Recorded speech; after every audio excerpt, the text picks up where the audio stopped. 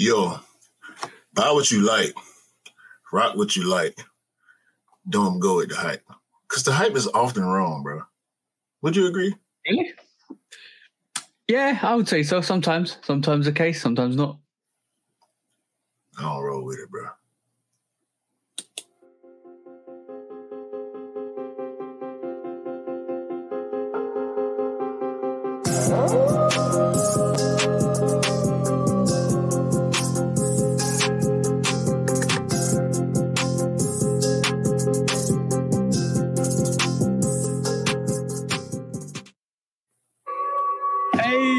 Welcome back to the Shoe Dog Podcast, episode 84, with me and the bro, 808 Kicks ATL. I always get the pointing of the fingers wrong because I don't know what way I'm looking at. There you go, guys. There you go.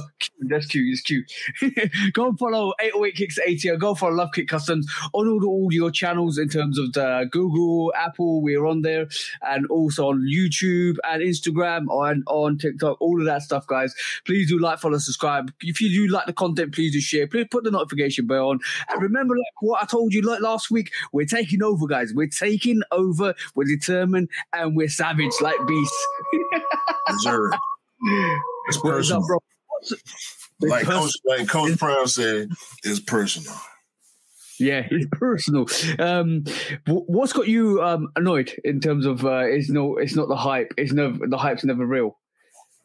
I'm interested. I'm intrigued now. What somebody said something to you? Yes. So the Terror Squad Air Force Ones came out. Yeah. Yesterday. Yeah, beautiful sneaker, bro. Beautiful sneaker. Did you get it? Oh, yes. Got them. Absolutely amazing. Absolutely amazing. On sneakers. So looking forward to seeing. I'm hearing a lot of good things about the materials on the TS Air Force One. It'll be the first and only Air Force One in my collection.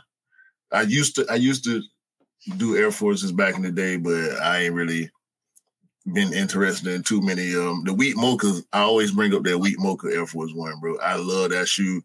I never went back and got it. I could have went back and got it 10 times over by now. But I'm hearing Air Force One is beautiful. I'm hearing disrespect about that sneaker. I felt like it was easier to cop than it should have been. Everything, bro. We'll delve into it. This is just the main subject we're delving into in terms of not the main subject. We're going to bring this up, but everything's a bit more easy to cop. I've been having a lot of sneaker conversations over the past couple of days because I went to a couple of parties. There's a lot of birthday. I know a lot of Virgos for some reason. Why, bro? That's the problem. Shout out to my partner E. Long over. I've been knowing E for 20 plus years. His birthday is actually today, the day of recording. So shout out to E. Went to celebrate his birthday last night at the homie Block's house. Shout out to Block, former street guy, turned his life around. He's doing great. So I love to see that. But I went to Block house last night, and I just want to say this real quick and get it out of the way, because I showed you Block has his dad's 1985 Chicago Bulls. You know what, bro? You called me last night about 12 or 1 o'clock in the morning, and you was like, "Yo, bro." Because what's up, bro? I was here. I'm here at the block party. I'm here at the party, birthday party. I want to show you something. Check your phone. Like, all right, cool. Let me check my phone. And I open it up, and you showed me these pictures of these 85 Chicago, 85 Chicagos, right? And I was like, yo, they're dope. I've lucky enough, shout out to AJ in Chicago. He actually showed me a pair in SneakerCon London, and I was afraid to touch it. And bro, did you actually touch that sneaker? Because I know you was really afraid to touch that sneaker. I haven't touched it yet, however, because Block is thinking about having me clean it for him. Okay. So I advised against it. I told him leave it as is. Unless you're trying to wear it, just leave it as is. It's gonna deteriorate, bro. I wouldn't touch it. Like the leather's probably cracking. Yeah, don't clean that, bro. Please don't clean that. I don't think it will fall apart necessarily. But I just told him to leave it as is, bro. Just leave it as is. If you're gonna keep it, just leave it. Excuse me. If you're gonna sell it as is. It's probably more valuable as it is than if you wash it and kind of break it apart. And if it does break apart, it's not going to be valued anything. But I would have emceed Hammond straight out of that room since can't touch this. Out of the room, bro. Bro, all the numbers. Look, if you can see right here, all the numbers are intact. The tongue tags are intact. Everything. OG laces. He does not have the box, which is unfortunate. But how many people still got 85? No, I don't think. I know, like I said, I know AJ in Chicago collects 1985s Chicago ones. He's got a couple, and I don't think he's got boxes with him either. But like when you showed me his variation of that 85, the actual inner lining of it, the actual inner lining of the shoe, it's like solid. Like it's not cushion no more. It's sandy. You can feel it. It's gritty. So if you press it, it's got your indentations of your fingers in it. So you have to. Yeah, on the foam. So you got to be really careful because it's deteriorated so much so the foam is solidified. And if you touch it, right, you can still wear it. It will still compact. But if you touch it, finger touch it, it will leave the indentations of your fingers on it. Like, you have to be careful with that sneaker. Do not wash that sneaker. Do not clean that sneaker. Leave it. It's nearly 40 years old, bro. It's nearly 40 years old. Yeah, I told him, bro, he didn't know what he had. He knew there was some value in it, but he didn't know how valuable it could possibly be. So yeah, shout out to Block, man. But talking about 1985s, I shout to Block, shout to he, like, basically, you know, but I hope you will have like a beautiful birthday and stuff like that. It was great. It was great. Yeah. And shout out to Coach Prime too, 3-0. 3-0. Coach Prime is doing it for. We love it. Everybody. The Rock was there. Cameron was there. Lil Wayne was there. Yeah. I mean, Offset was there. Yo, and during the game, right quick before you continue, when they was talking to Offset, the two teams had penalties that offset, and it went in Colorado's favor. So yeah, Atlanta, we bringing all the. Come on, bro. You can't. An Atlanta rapper at Coach Prime's game, his name is Offset. As soon as they show Offset, they start interviewing Offset. They have offsetting penalties that go in Coach Prime's favor, who is a former Atlanta Falcon. You know what I'm saying? Like, you can't. Yeah. It is almost meant to be. And talking about 1985, did you see the story online recently? I think people are calling cap on it just because they didn't believe it. But somebody at the thrift shop, a Goodwill thrift shop, picked up a Chicago 85 high for about $4.99, nearly $5. No, that's cap. I know. I thought that. And somebody in the chat conversations or somebody in the messages was like, everybody knows this sneaker. So I'm pretty sure you didn't get this for $4.99. No, everybody doesn't know the sneaker, unfortunately. We feel like that because Michael Jordan is so popular, but a lot of people just know Jordan the player. They don't care about the shoes and stuff, which is unfortunate for them. So if somebody, I could see that happening, but it's super rare. I would say one of them. The condition of the sneaker, million chance. Yeah, the condition of the sneaker was slightly worse than the one Block's got, but it was pretty decent. Like, you can tell it's been thrown around a bit. It's probably got more wear and tear on it. But yeah, for $4.99 for a Chicago 1985, bro. If I saw that, I'll pick it out, bro. You know what? You know those sample Columbia 4s that I have, that not sample Columbia 4s. You know the color blocking I do on the Columbia 4s. That's like a size 8. I got that for like £25 and 99 pence, I think. That was like a size 8. Yo, bro, I could have refurbished that and still kept it or still given it to somebody for like way more than what I did. But I kind of used it as a sample, and I thought, you know what, I'm not going to refurbish this. I need a sneaker to sample, to color test it, so I'll use that and I'll be fine. And it's not my size, so I utilized it in what I was doing anyway. But bro, you can get deals, and I was surprised I found a deal in the UK for a Columbia 4. Yeah, but I just been having a lot of sneaker moments this weekend. I pulled out my Alma Air 4s. Daughter didn't know what they were, and she was freaking out. Like, what? Well, she didn't understand what was going on. She just kept staring at the shoe. And she told him to ask me what it was. So I came and showed her the quilted. How old is she? I think she's 17. 17. Okay. So she's maturing into an adult, and now she's getting interested into. Well, she been into sneakers. It just so happened that the 4 is her favorite Jordan.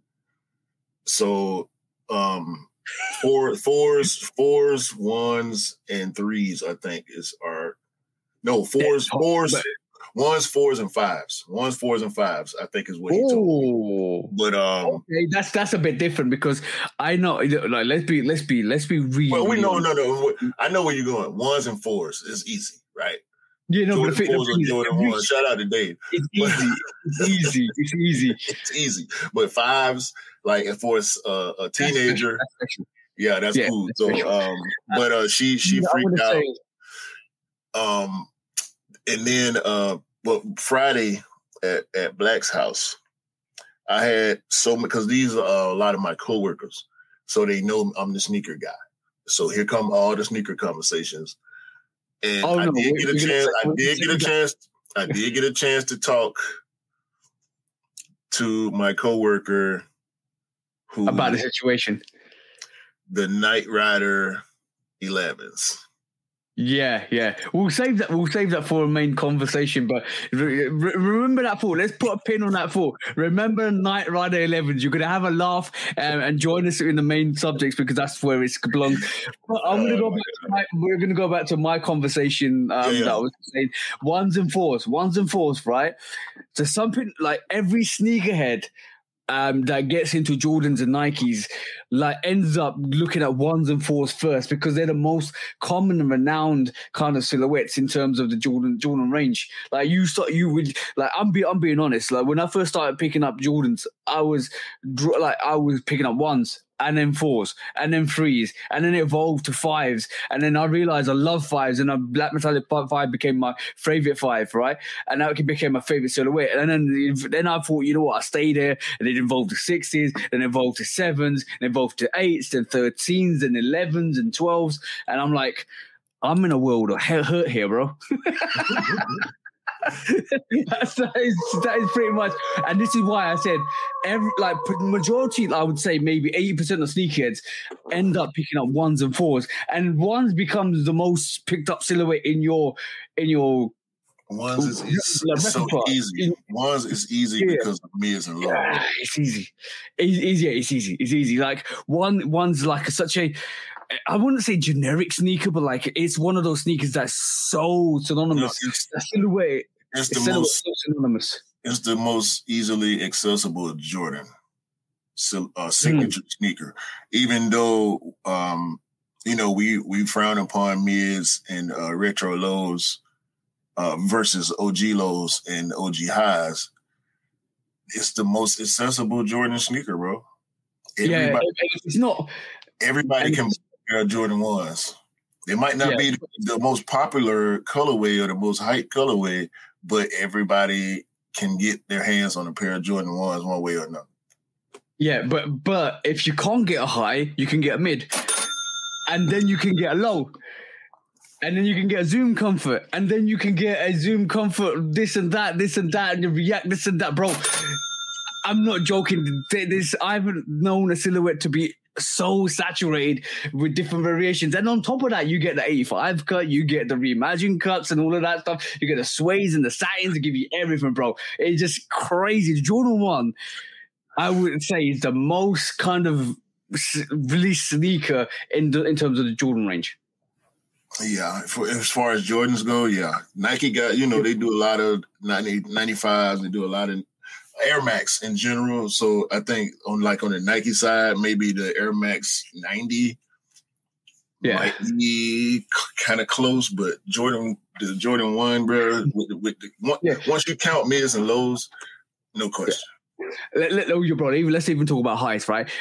This year, what fours did we get? We got the Crofts, we got the Thunders, we got the we're gonna get the Olives, we're gonna get what else is there coming? There is a couple of them coming. Fours. We got the Frozen Moments. There is like maybe 4 or 5 we got this year, right? Let's talk about Jordan 1s just alone, just the GR highs.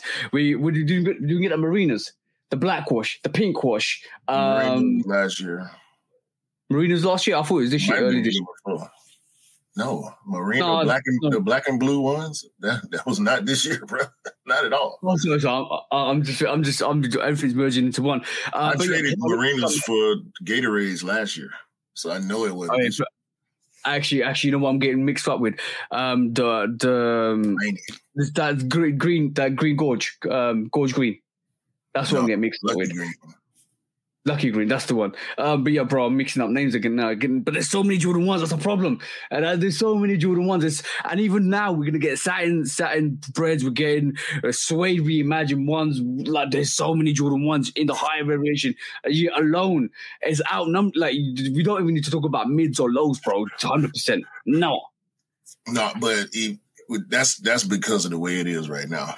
Even in the height of the Jordan 1 craze, certain mids sold out too, real fast. Like the Royal mids sold out, the Bread mids sold out, the Chicago toe mids. Like, there's a lot of dope. I mean, my wife, I got the Chicago toes for my wife, so you know the ones, bro. It's just ones. That's why I'm not, bro. Dude told me the other night that he don't want the Terror Squad, and this is why I said what I said, and we can go ahead to quick strikes. Mm-hmm. A dude told me he don't like the Terror Squad Air Force Ones because they pandas. No, get out of here. No. I said, bro, you don't understand sneaker history, dude. You don't know what this Terror Squad Air Force One is. You don't understand. Panda is a buzzword for a black and white shoe. The Panda Dunk Low is the only shoe that really deserves to be called Panda. You know what I'm saying? Like, you can try to throw it on any other black and white shoe if you want to, but I don't roll with that. The Panda, when you say Panda, you're talking about the Nike Dunk Low black and white. That's what you're talking about. Yeah. Don't give me that when we talking about a legendary sneaker. That was a mythical sneaker like a Thunder 4 or you know, a Raging Bull 5 by itself, Lightning 4, you know, stuff like that, Lightning Thunder 14s. You know what I mean? Like, bro, what are you talking about? But he turned around and says Jordan 1s are dead. I can't talk to you, dog. Oh, I can't talk to you, right? I can't talk to you, bro. And yeah, you know what? I hope the hype is down. It's not dead, bro. The hype is. He said that while I had on purple Gatorades. I'm gonna say one thing, bro. Wait until. You know what I'm saying? Wait until people start putting that Union 1 in their top 3. Wait till that happens. Even some people will put them in the top number 1 release. Wait till that happens, and then you can go reflect to him and say whatever he wants to say, because he won't say, you can't say anything. Like people talking about that. Like Jordan 3s were Jordan, like the worst word is always dead. The one thing that happened when the MM Year 3 released, everyone was talking about Jordan 3's being dead and the MM Year 3 released, and then there was still stigma behind it. People were still saying, oh yeah, it's just 3, I don't like 3s, I don't like them. Yo, bro, those same people are trying to get MM Year 3s at this moment in time. That's ridiculous. You know what? Some people just need to keep quiet. Really, I'm being honest. I'm just talking about talking about Jordan 1s alone, I you know what? I had to pull up my YouTube history because that's the only way I can categorize my sneakers. But I'm using YouTube to categorize my sneakers because I'm like, what did I get this year? Right. So just on the case, right? I'm gonna just say we got elephant print ones, right? We got the actual Laney ones. We've got this is just Jordan 1 high OGs, right? We got the Lucky Greens that we talked about. Also, on top of that, we got the Spider-Man ones across the Spider-Verse. Yeah, I didn't pick up the black wash, pink wash, which I didn't pick up myself personally. We got the UNC ones. Then we also got Union ones, which recently released. The Palomino ones that released. We're also going to get all these other Jordan, like satin breads. Satin breads, suede royals. Bro, last two for the year. It's ridiculous. The amount of Jordan 1 highs, this is highs, no mids, no lows, bro. The amount of Jordan 1's highs they release per year is ridiculous. And this is why they're easy, more accessible. They filtered into the mainstream. And people like that to end up saying Jordan 1s are dead. No, not every Jordan. Like Jordan 1 hype is down. Definitely down. It's definitely down. And I still believe what I said a couple of months ago, that they need to kind of reduce the stock, do what they need to do to manufacture the stability of that Jordan 1 so it doesn't kind of flatline. But the Jordan 1 is not dead, bro. The Jordan 1 is not dead. So that same person will pick up the Royal Suede. Probably not. I doubt it. This same dude running up on me talking about helping him get the J Balvin 3s. No, that's not. You got 2 feet, bro. I've been saying, how long have you been hearing me say that certain shoes you get no help? Oh, but you know what? That saying is like, you're going to eat from my plate, then shit in my cup, pretty much. No, it ain't even that, dog. Does that play a role in the back of my mind? Yes, but in the immediate thought process of somebody asking me to help them with J Balvin 3s, no, bro. Nope. No. There's a select list of people that can ask for that type of help from me. You, Retro Rick. That's about it. That's about it. I feel privileged, but you know what I'm going to say? Like, you know what? Every sneakerhead's different. Every sneaker's got an opinion. You got to respect their opinion and move on. If you don't like their opinion, just mutually just say, okay, we agree to disagree. That's fine. And I look, bro, I'm semi-triggered by some of the comments, but I'm like, okay, cool. You're that type of person. You just want to say what you want to say. That's fine. You believe what you want to believe. That's fine. Yeah. But at the end of the day, we just need to talk about something else. Yeah, we need to talk about something else. We know the current climate is buyer's market. We know, and we're going to go into the quick tracks and show you guys with the proof and the evidence that this is a buyer's market. But the narrative is there, and people that are easily susceptible to the narrative will say that narrative. And some people are drawn to the hype, and some people just love the sneakers for what they are. And I categorize most of the people that I talk to in terms of loving the sneakers as they are, because they'll pick up the sneakers no matter the value, no matter the cost, no matter if it drops or goes on sale, they'll still pick up the sneakers because they desire that colorway or that silhouette. But you talking about sneaker people. I'm talking about fringe people, like casual people, like people people that don't watch. This same person said he ain't got no Instagram, so he not watching really what's going on. He's not understanding how the culture is moving. He's not understanding how hype and trends really work as influence. I'm trying to explain to him, you're under the influence of trendiness, and he's disagreeing. He's trying to tell me it's his opinion. Like, no, bro, because you wouldn't have said that a year ago. Yeah, Jordan 1s are dead. What you mean? That's a trendy statement. You know what I'm saying? That's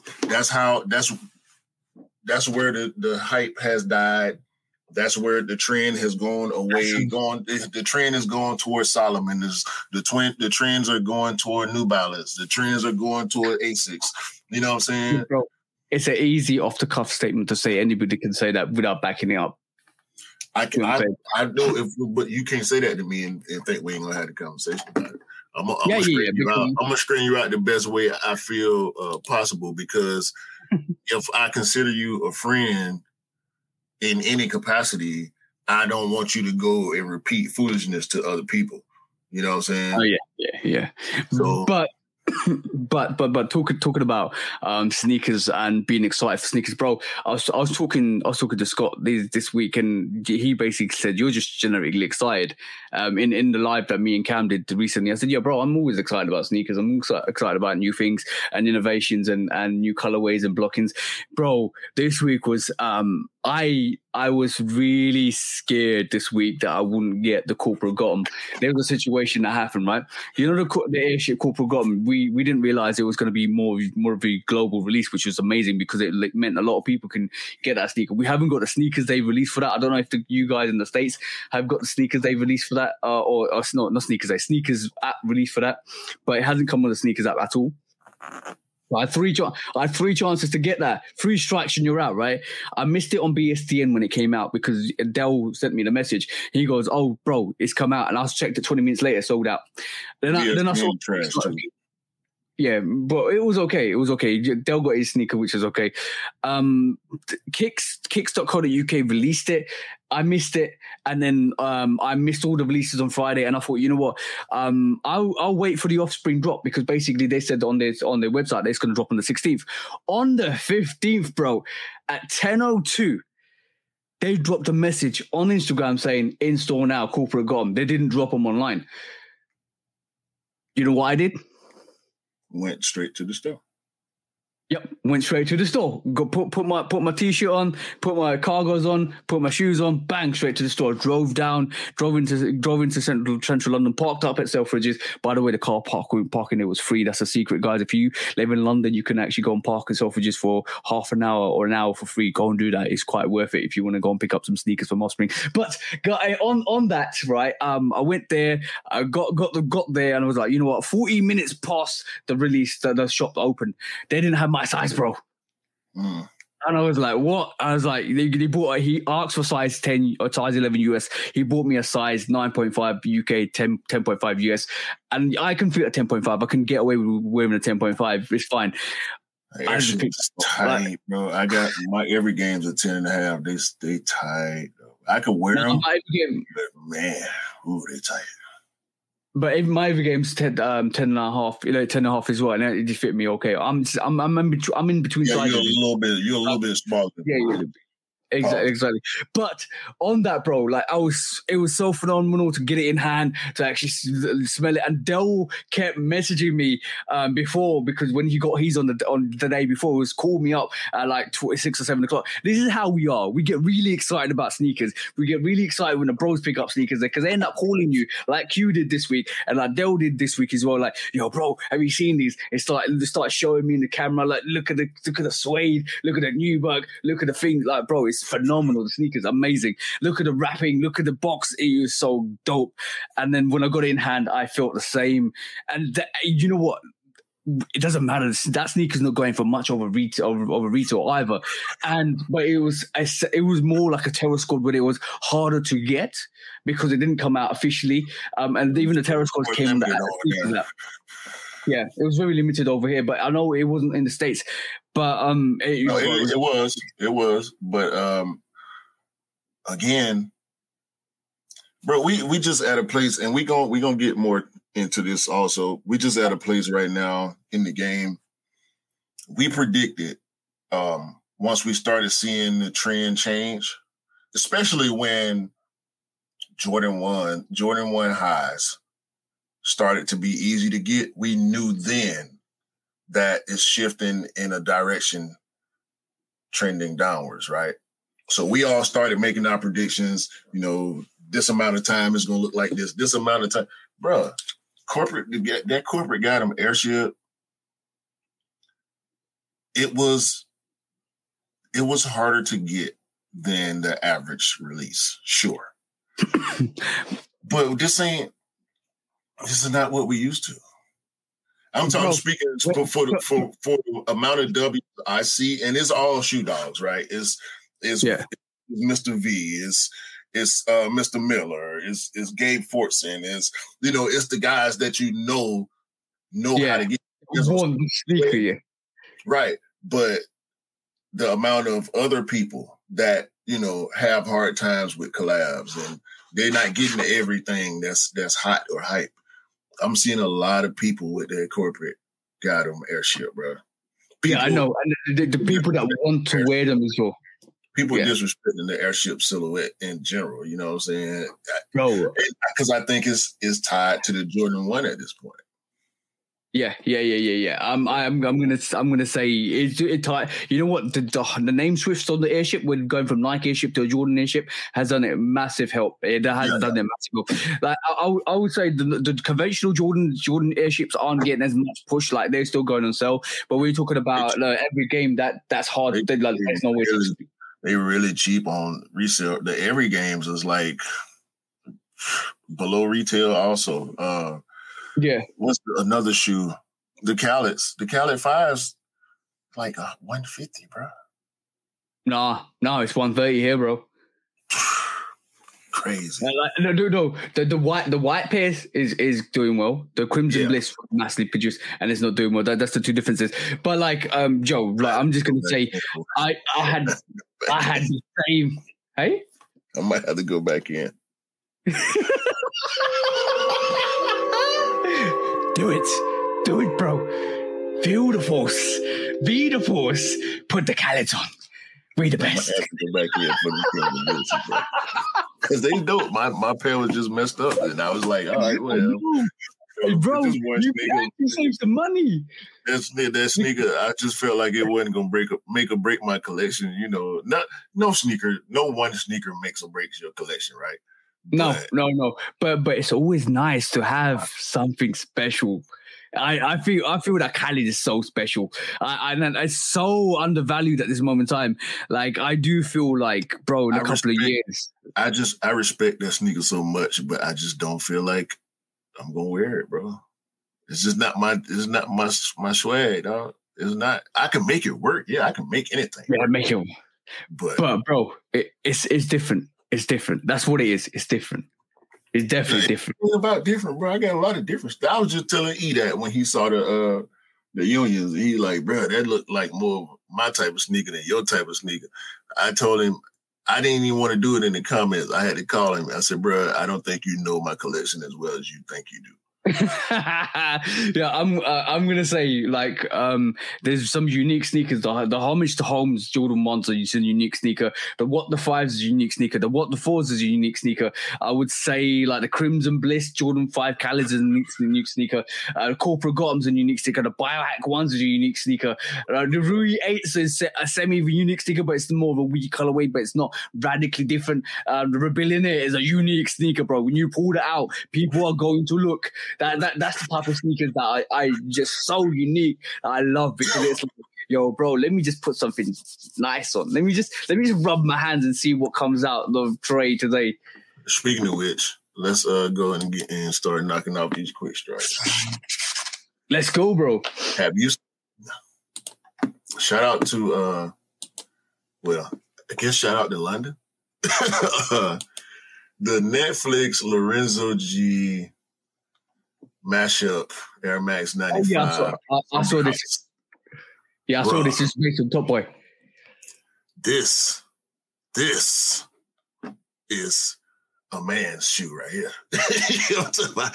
This is what you do when Nike gives you the keys to the innovation room. This is what you come out of there with, bro. Is it Lorenzo official collaboration with Nike, or is that just a custom? No, this is friends and family. Okay. Samples only to cast and crew of Top Boy. Look at it come with the map of London. It comes with the glass box. City, bro. Comes with the glass box. Yo, this is, oh man. Come with the Netflix little card, everything numbered. I think it's 30 pairs. Yeah, 30 pairs. Oh, yeah. It's for all the costs, and you know what? That Air Max is synonymous to London as well. So you know what that means, bro. Like, and it goes to yeah. It goes to all the London crew for Top Boy as well. That's a proper sneaker, bro. Proper sneaker. Man. It's beautiful. So I wanted to shout this out because I love 95s, as y'all call them 110s. I know y'all got over there in the UK. It's a special, especially London street guys, special connection with the 95s. Like with the Cortez and all the other London collabs. This is dope. I wish the people could have got a chance to get these, and that shoe gonna go for a crazy number, bro. I know. But talking about just the climate of sneakers, I know we talked about it earlier in the show. I just want to just kind of go into this right this moment in time, which is I don't know if you saw this week, bro. Yeah. Kanye's Grammy worn Nike Air Yeezys from 2008, which actually sold in 2021 at the height of COVID for $1.8 million, actually sold for $180,000 2 years on. So when we talk about, and you know what, you could say it's the Yeezy effect that Kanye West has done a lot of bad in the kind of the public eye, and what that is forced is to basically people walking away from Kanye and not wanting his sneakers. Maybe that's attributed to the fact that this is why the sneaker didn't sell for much. But bro, it's a Kanye West original worn 2008 Grammy Award sneaker. So the fact that it sold for $1.8 million in 2021 and it's gone for $180 now, it shows you how much it's a buyer's market. I'm gonna incorporate the Kanye tax on that, because obviously it's downgraded the sneaker in a way that people are not kind of feeling the Yeezys like they used to. But this is a massive drop, and people probably will blame Kanye for that, but I'm gonna say it's not. I'm gonna say but I would say 50% of it is, maybe. I would say the other 50% is not. Because when we look at that, and when you hear a story like this, bro, where the game-worn airships that Michael Jordan wore, basically in 2021 sold for 1.4 million, and then recently in 2023 sold for 624,000, bro. That's an 850,000 drop, bro. Yeah. All I gotta say is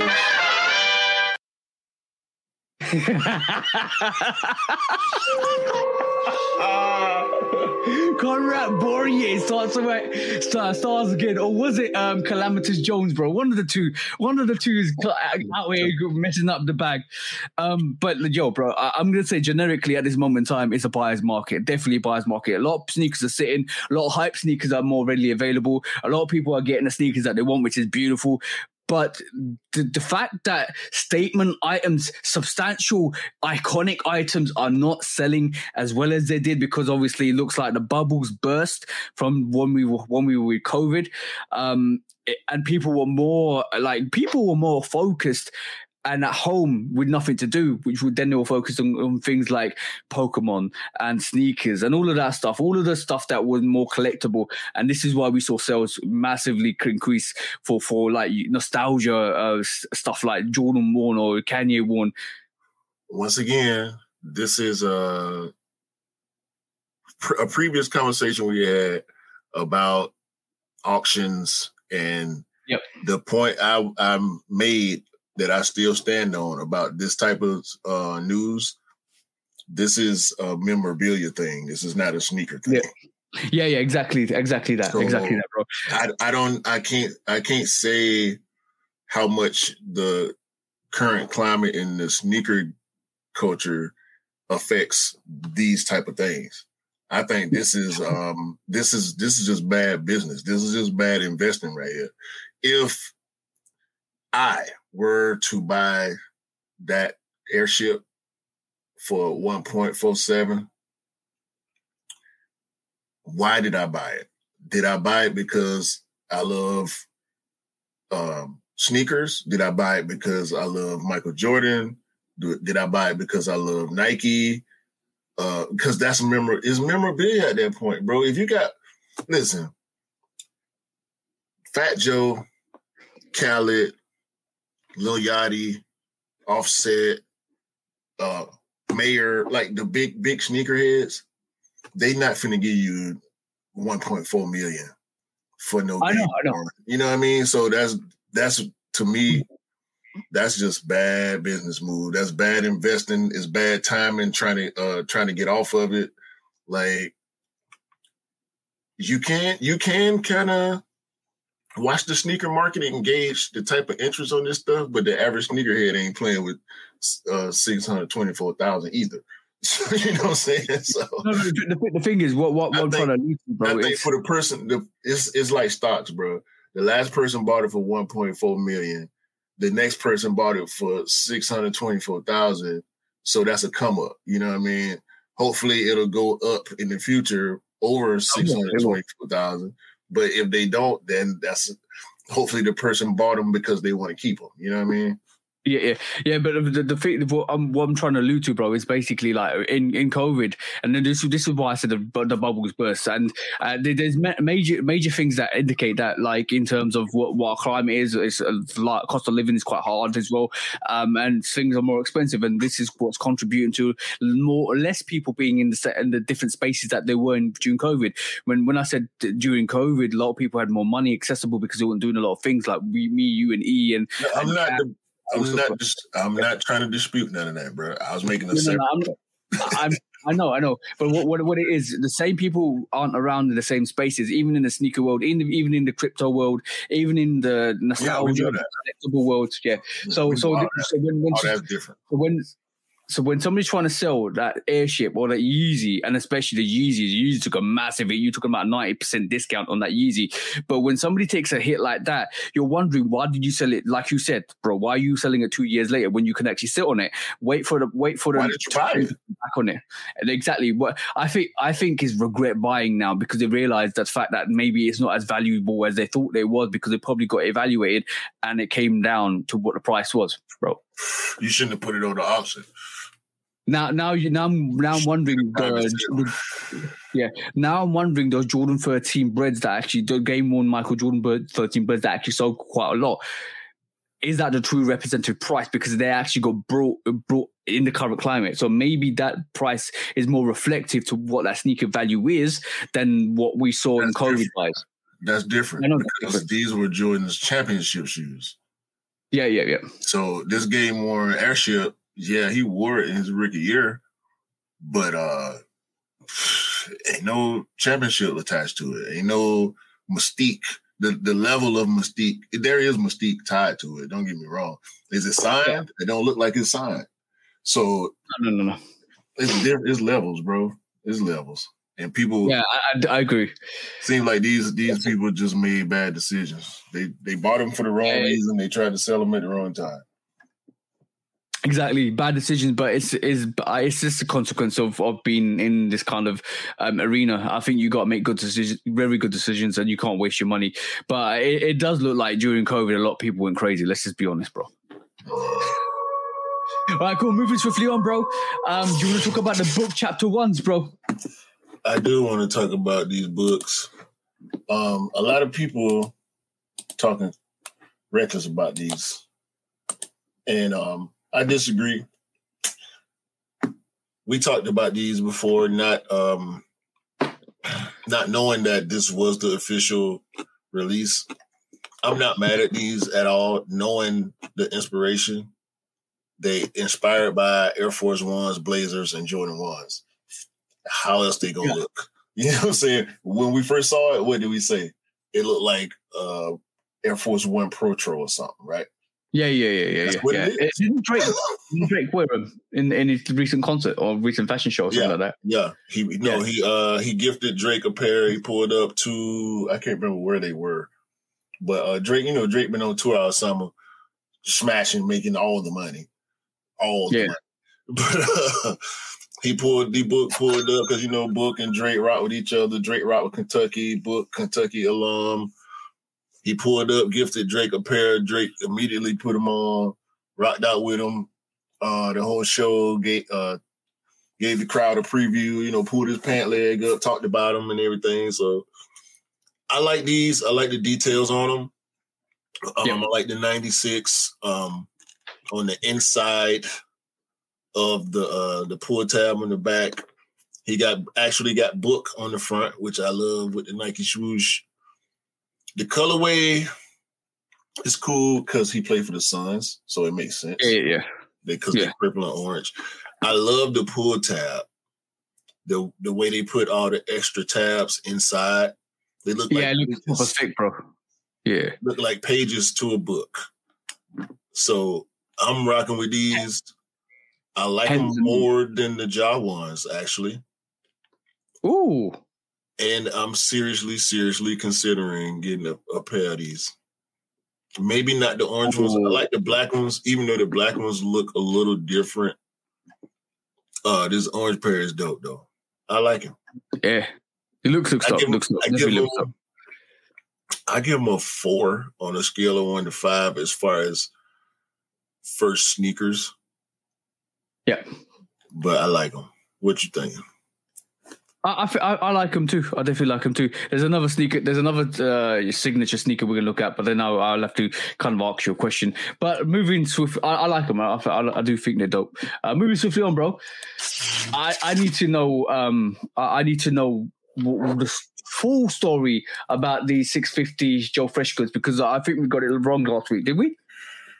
We didn't necessarily get it wrong. We just didn't have a full story. Okay, cool. So, apparently, there was a lawsuit. I don't think we talked about the lawsuit aspect of the story. No. We didn't. So, New Balance did the photo shoot. Jordan had on the 650, which is why Joe Fresh Goods, did the 650. Blah blah blah. We know all that. Mm-hmm. Come to find out, Nike then, once Jordan became a part of the brand, recreated the photo shoot because the Jumpman photo shoot, the one, the iconic one with the sunset background, yeah. Right, because they wanted the Jumpman pose to be the logo. New Balance didn't have the foresight to say, let's make this photo a logo. But we know we didn't see the Jumpman on a shoe until the threes. Yeah. So, I think the lawsuit has something to do with the fact that we didn't have a Jumpman sooner than the threes. Okay, that's quite interesting because basically you're saying that maybe possibly that the Jumpman would have been there from the day scratch in terms of the Jordan 1 or the Jordan 2. I mean, the Jumpman is wearing Jordan 1s. Yeah. So we could have had the Jumpman as early as 2s, or maybe one lows, or maybe a sample or prototype out there of a Jordan 2 with a Jumpman on it, But the lawsuit part, I don't know like the full details of it, but reliable sources reported that there was a lawsuit behind the Jumpman logo, Nike, creating the Jumpman logo off of a picture that was taken for New Balance. And like the artists in New Balance and Nike was pretty much going at it behind the rights to create the Jumpman logo off of that picture. If that's true, that kind of semi-rewrites history a bit because then it kind of like means, no, not rewrites history. It kind of it brings more meaning to the reason why we got the Jumpman on the free than it's sooner because what we think is the Jumpman was on the free and that was officially the Jordan sneaker, but possibly it could have been the Jordan 1 that was going to be the Jordan sneaker, but they couldn't put the Jordan logo on it. And then eventually, they did start throwing Jumpmans on the Jordan 1, and now I understand why. Yeah, but what if they replace instead of coming out with a Wings logo? I don't think it will look the same if we had a Jumpman on the actual lateral side. No. Yeah, I wouldn't. I mean, come on, it's them. They can do whatever, right? But I don't think it. I don't think it would go over too well. In another dimension, far away. The Wings logo, bro, on the side of the Jordan 1 with the swoosh, it's just the way it's supposed to be. Iconic. It's iconic. But like it's hindsight. Basically, if you didn't know, if you wasn't you already used to it from have seen that for like 38 years, maybe if you saw the Jumpman, you would be more used to that. Like I'm saying, in a dimension far away, they could have used the Jumpman on the side, and they used to the Jumpman on the side rather than the Wings logo. And if they see the Wings logo, they probably call it a Fugazi. And if we saw the Jumpman on the side, we call it Fugazi because it doesn't sit right. But overall execution, I think the Wings logo is probably a more far superior logo to have on Jordan 1 than it is to have the Jumpman, because it takes more like kind of the spread of the Wings logo is so like better placed on the actual same thing with the 2.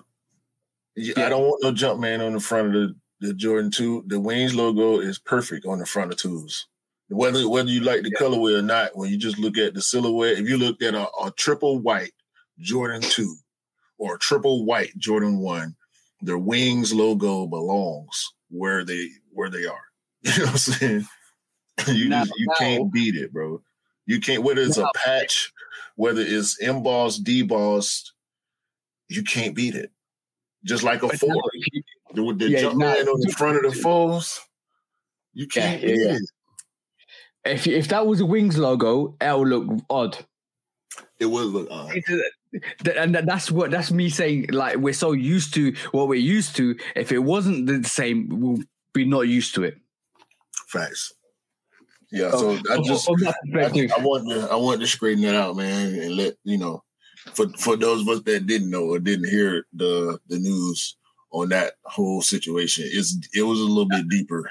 So this collaboration makes even more sense to me. Like it's almost like taking a shot at Nike a little bit.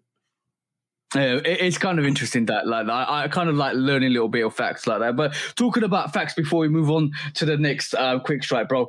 Did you know, bro? This is mystery time, bro. I love this music. Did you know, right? Michael Jordan in his rookie year signed a contract which was worth $6 million for 7 years, right? Mm. Yeah? You know that. So today, it takes him 8.6 days to accumulate 6 million, which is 294 million a year.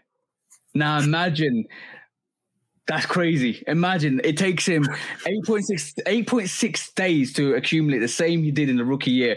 But that goes back to what we were talking about ages ago when that guy kind of called out Michael Jordan for being broke. How are you going to be broke, bro? But that's not all his money. That's the brand's money. It's not all his money. Yeah, that's Jordan Brand. But like, I'm just saying, bro. I'm just saying that's crazy. That's absolutely crazy. 8.6 days to accumulate 6 million for Jordan Brand. Yeah, when I saw that was the first thought came to my mind. But that's not his money. Like all that money is not going in his pocket. That money is the business's money.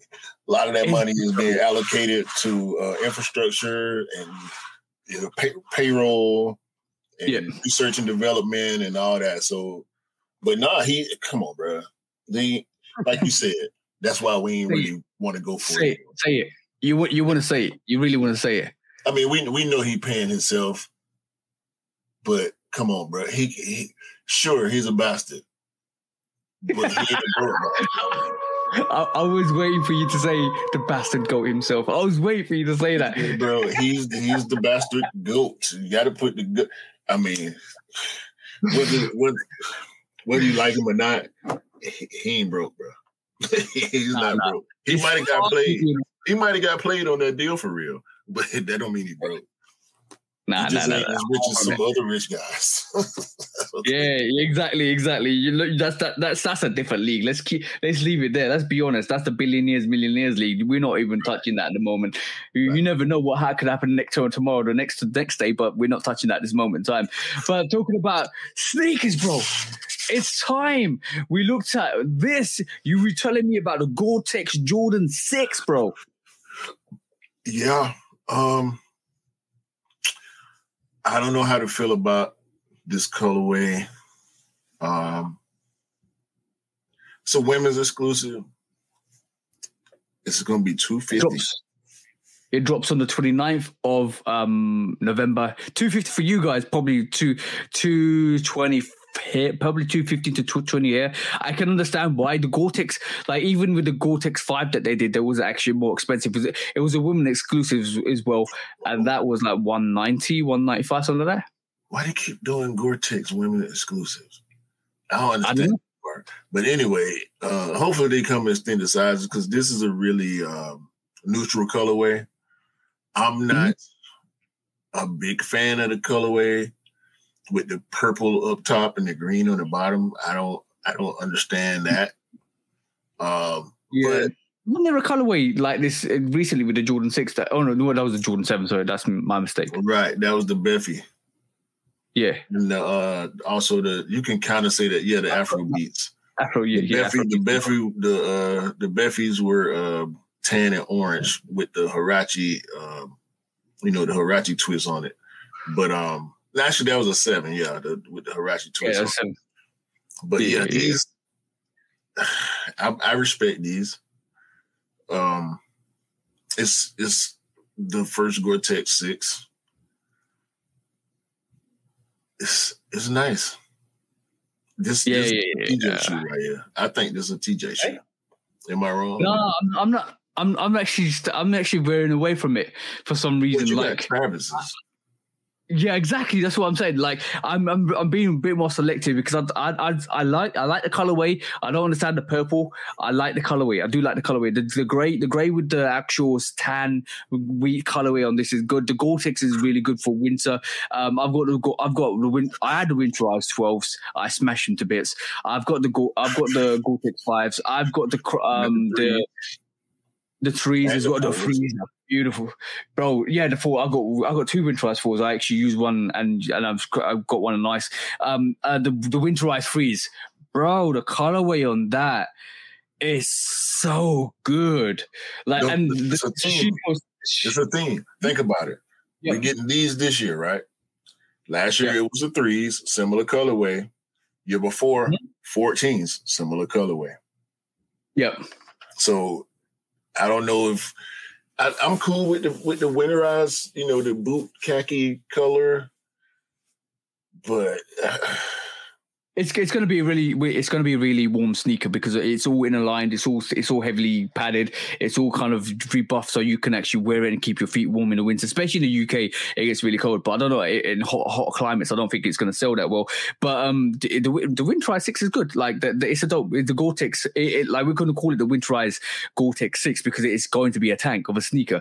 But I like the colorway. I think it's for people that wanna enjoy that colorway. Maybe that people that haven't got the Travis Scott 6s that want to wear it. It's a nice colorway. Don't do that. Don't do that. I'm not going to do that. I'm not doing it on purpose. Bro, you poor man in the sneaker without saying the words poor man. I'm not going to let you do that. Now, no. You said if you don't have the Travises and you want to get these instead because you don't have Travises, that's poor manning, bro. Guilty. I shouldn't have said that. But bro, it's a very independently different colorway. I do like it. Whoa, what's that for? What are you yellow shooting me for, bro?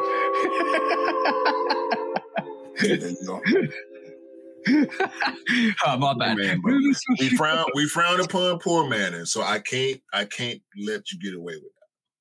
Oh yeah, cool. Okay, I respect that. I do respect that. Moving swiftly on, bro. I know you didn't mean to. I didn't objectively mean to, but I just kind of disrespecting the sneaker. Like I said, the Gore-Tex 6 is good. Like I do think a lot of people, and you know what? This Jordan 6 might appeal to way more small feet gang than it does to actually guys as well. I do reckon that. I don't think so. I think these people that like boots should buy these. Because they're nice, man. They nice. That tan is nice. The purple throw me off. Right now. Quick, we're gonna have a quick look at this. It's gonna be a quick, brief look, bro.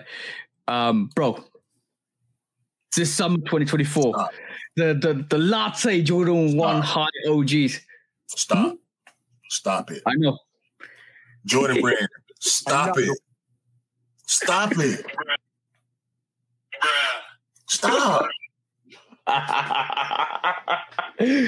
Tell me that's not a mocha, bro. Why? Look. This a mock-up. I know I know it's a mock-up. I hope it's not going to look like this. I hope it doesn't look like this, because if it does look like this, we just got pralines. Yes, we did. Same year we got Wash Pinks. Let me just say, is this the coffee range now? Because I'm talking about the mochas, I'm talking about the lattes, I'm going to get some caramels, I'm going to get some frappes. Yeah. I don't know, bro. I hope this mock-up is so wrong. It looked nice, but it's the mocha. It's a light mocha. Stop. Yeah.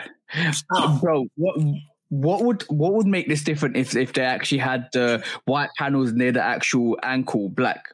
You know those two panels that are white? If they actually had them black. Why I don't like the mocha? We were just talking about it last week. Yeah. But what if this has got a Chicago look to it? Well, does that change your mind? Then it would be the Rookie of the Year again. Yep. So just re-release the Rookie of the Year then. And you know what? The Parlines is very similar to the Rookie of the Years as well. And the Wash Pink. and the damn, what's the one, the heirloom. Yeah. You can't tell me that ain't a pollen. Nah. We're getting the Ocho yellow variation, which is another Chicago yellow variation. Bro, I'm just saying. That makes sense, right? That makes sense. Because the pollen is just black and yellow. The taxi is yellow toe. And now we're getting a Chicago color blocking. This is the same exact black toe color blocking as a mocha with a lighter brown. If this is real, they need to stop. Yeah. I hope this mock-up is just one of the trashiest mock-ups we've seen recently. Because the mocha mock-up was wrong too, remember? Yeah. It was. We'll have that discussion when we see the sneaker in real life. This is obviously a mock-up. We're getting triggered over a mock-up. But I'm going to say, let's have a look at the sneaker when it actually does kind of flower itself into the social media, and then we can actually see what it looks like. But I'm just going to say, for my perspective, if this is the latte, they need to kind of stop what they're doing with the Jordan 1, because even though we respect and we love it, I'm kind of... a lot of people have got the Jordan 1 fatigue. A lot of people got Jordan 1 fatigue. And like, bro, I'm not gonna keep repeating myself. And if you haven't seen before, it still look good though. Hold on, are you liking the lattes? It looks so good. Yo, you know what? Stop. We need to stop. We've been trashing the sneaker, right? We've been trashing the sneaker for quite a bit. No. I'm not trashing the sneaker, bro. Look, there you go. That's your yellow card. No. I'm not trashing the sneaker, because we agree. You said it. If the collar was black, and so now I'm just sitting here looking at the picture, imagining the collar being black. You're gonna definitely get in the white tongue with the black tongue tag. Like, it looked good, bro. So Jordan 1. Right, we're gonna move on from that notion, and talk about one of the other signature sneakers, bro. The LeBron 21 basically evolves from a low cut from his 20. It comes with Zoom Turbo unit in the forefoot, bottom loaded 13mm Zoom unit in the heel, and a full length cushion 2.0 foam carrier, and it's modeled off from an oyster shell. That, bro, the way it's curvatured on the actual uppers is beautiful. That hint of that orange on that sneaker with that white is absolutely phenomenal. I like this a lot. Scroll the picture, man. I like this sneaker a lot, bro. Let's get on feet. Go back one. That one. Yeah. Nice. They're nice. I like them. LeBron. The thing about LeBron shoes.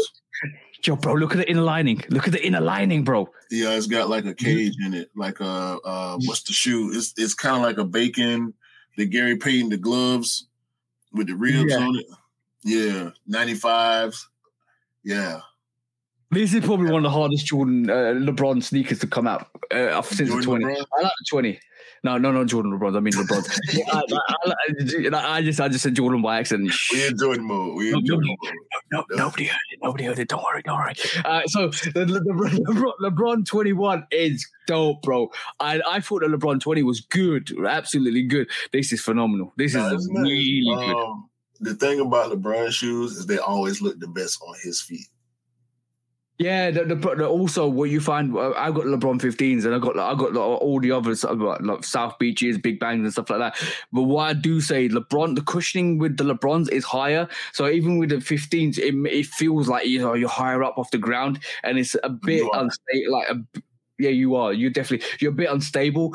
But once you bite it in, once you get used to it, you're fine. This is why LeBron, being a bigger athlete but heavier guy, actually works for him and his impact for playing kind of basketball. This is why these are engineered for basketball players.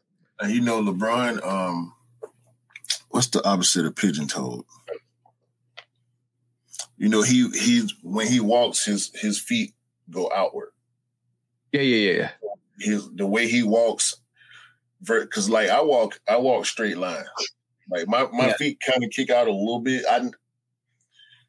Bro. LeBron shoes are made for LeBron James, and they big man shoes. You know what this is?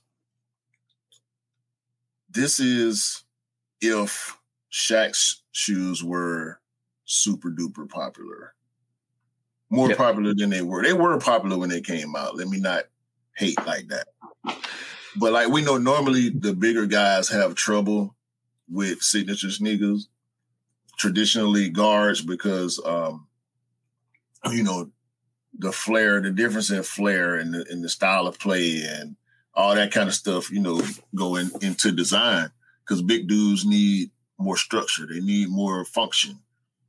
Not that smaller guys don't need function, but yeah, the guard shoes tend to be easier to wear. Jordans, Iversons, Kobe's. Ain't nobody trying to walk around in Shaqs and LeBrons all the time.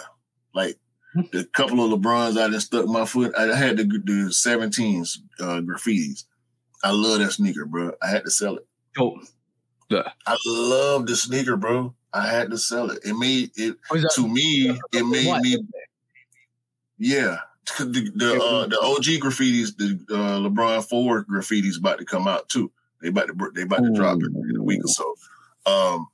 But yeah, bro, I had to sell them because I felt like I was wearing a 13, even though it was an 11, and they were tight. Like I could tell this is my right size. I need to go play basketball in these. But guess what I'm not going to do? Go play basketball. Basketball in these. they're predominantly a basketball team. But I'm gonna say last couple of silhouettes from LeBron have actually been more of a I would say more of a streamlined low cut that you can actually wear as a lifestyle. Nines. Yeah. Even the 20 and the 21, you can. It's more of a you can kind of transition it more into lifestyle sneaker, and I think it's exactly. That's what I was going to say. They're more like Kobe's. I think the inspiration comes from Kobe's as well, which is awesome. But now the question is, bro, what you picking? Jars, books, or LeBrons? I want to choose. Oh, that's tough, man. LeBron 21s or LeBron 20s? The 21s? 21s. Did what you just see now. LeBron 21s, Ja ones, and book ones. Oh, my God. That's tough. I'm going to have to dump LeBron. Oh, that's a controversial one, bro. I'm going to have to dump LeBron, bro, because the Jaws and the books look better to me. Really? Yeah. And against my preference, because I prefer the books, but I'm gonna go with style. I'm gonna pick this off style. I'm gonna go against my preference. I'm gonna lose the books and choose the Jaws. because I think the Jaws are more stylish than the books, but I like the books more than the Jaws also. Okay. That's just on looks. Because it's Nike. We know the tech is going to be good. We know the shoe going to feel. I see a lot of Jaws on feet, bro. They dope. I'm gonna say this. That Jaw 1 claw, somebody 99 brought him up to me the other night. The Grizzlies colorway, the green with the scratches on them, bro. That should resell them for like $450. Oh damn! Them Jaw 1s, they crushing out here in the streets, bro. I seen them in Florida when we went on vacation. I kept seeing Jaws. When I go to the mall, I see Jaws. Those they resell them for like that colorway is correct. LeBron 20 ain't got no. The LeBron 20 ain't got no colorway better than this, bro. I'm gonna say this reminds me of the Kyrie Kobe the yellow what do you call it? And Bruce Lee, yeah, that's the ones. But just the Grizzly colorway, you know what I'm saying? Yeah. I know. Out of those three silhouettes, the Jaw 1, the Book 1, granted the Book 1 ain't even dropped yet. We only seen a couple colorways. The LeBron 21 ain't dropped yet. That Jaw 1 is crushing everything either one of them silhouettes got right now. I'm gonna pick LeBron. I'm picking LeBron. I'm dumping the books and I'm giving away or choosing Jaws. The Jaws. Yeah, because Jaws are popular. I know Jaws are really popular, but there's something about this colorway. There's something about the LeBron 21 that's catching my eye. The swoosh. It looks like it's a stitch swoosh or a predominantly foam swoosh. I don't know. I have to have a proper look. It's got swoosh on the actual outsole as well. The orange touches to this brings so much depth to this, and also the whole sneaker look fused. Fused, yeah, exactly. And the ocean, the what do you call oyster shell, outer upper on that, it looks dope. That's actually draw. You know why? If it was any other colorway, I don't think I feel the same. But this colorway looks clean, bro. Okay, so I need to see you with these. I'm tempted. I'm really tempted. I need to see you with these. You talking reckless. And you ain't no little guy. I mean, you ain't tall as LeBron, but you work out, you weight train. So these will probably do great for you in the gym. Oh, bro. Well, they might not be good as trainer ones though, because trainer ones got that base, that wide base. Yeah. I know you rock your trainers at the gym, so. Yeah, I'm tempted. I'm gonna see what it does when it comes out, but it's a good sneaker, definitely good sneaker. Moving swiftly on, bro. Let's have a look at the J Balvin NASCAR, bro, because this is something that came up this week. It looks like I can't remember the company that did it. Tyler Reddick is basically driving the J Balvin Jordan 3 Medellin Sunset as a car. It looks dope. Did you say Medellin? Medellin. You know I'm the grammar police. I gotta get you.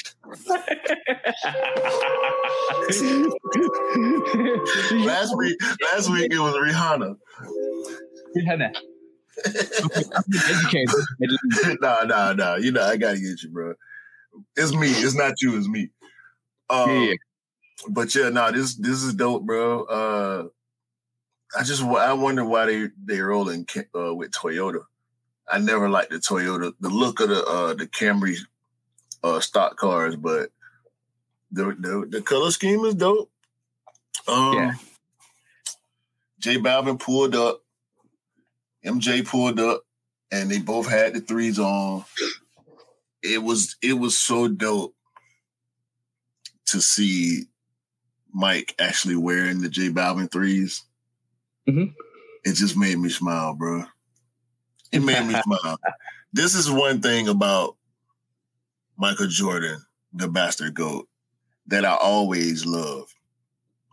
He gonna wear his damn shoes. He gonna wear the mids. He gonna wear the lows, the retro lows, the OG lows. You never see him wearing the hype stuff. Rarely do you see him wearing the hype stuff.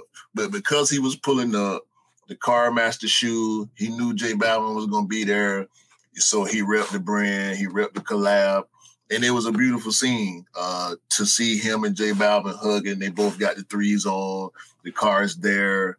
We know Michael Jordan loves motorsports. Yeah, it's just a beautiful situation, man. Beautiful situation. The shoe is dope. It's not. I'm liking it more and more. Ooh. I'm still not going to go for it for myself. And that custom that Vic Almighty did on the 4s made me like these 3s more because I didn't like his custom. I was like, bro, you ain't. Vic Almighty dope. I mean, shout out to him. I just didn't like the way he spun it on the 4s. But yeah, man, this is dope, dog. This is dope. Like the black cement car, like the Concorde car. They gonna switch it up, and they got plenty of ammunition. Ain't no racing team out there got more ammunition than Team Jordan to come out there and stun on y'all with these paint jobs, man. Yeah, they did the UNC one recently as well, didn't they? As well. Yeah, they can do whatever. Yeah. But talking about moving into the quick shot about the Jordan 3s. Now, let me paint you a scenario. Let me get this canvas out, lyrically paint you a scenario here, because basically I want you to realize what could possibly happen this week coming if you are going for the J Balvin Jordan 3s. So we know in the States on Friday they did an exclusive access, and I think some people copped them, some people didn't. Some people got the exclusive access, which is good. I know got it. I know a person that got it, and this is crazy. Now watch this. So the person I know, he knows my missus, and he lives in the States. And they're friends. So he was out there. He's like a semi-secret sneakerhead who picks up Reeboks. He used to work for I think Reebok before. He got an exclusive access for the J Balvin Jordan 3s. He didn't realize until 3 hours later. God. What? But but listen to this one. But this listen is to like shout out to Mars. Remember when Mars missed the Lost and Founds? Yeah. But you would have thought he didn't cop. He copped 3 hours later. What? Size 14. What? Now you tell me what the hell was going on. I know nothing. I know nothing. Let's see what happens this week. I'm just putting this out there. I'm just letting you guys judge from that situation because I didn't lie. I got told this as factual, and basically it happened. So you judge by that what you want to judge by that. But like I said, sneakers ain't selling out like they used to. Even collaborations are easier to get. Hold on. I'm checking the price right now. It's expensive. It's still expensive, bro. But yeah, that was my little story for the J Balvin Jordan. Size 14 is $555. Yeah, it's gone down. How could you possibly cop? I don't know. Size 11 was it was around $650 or something like that a few days ago. But still, because I'm going in for Rick, so I'm still not trying to cop for myself. I'm going in for Rick because he won him for the toe. So that's the reason I'm watching it, because me and him communicating about it, trying to figure out how to secure his pair. Now, my size is half the price that it was last week, so it was like £465. That's going to settle around by maybe 300, 250, 300.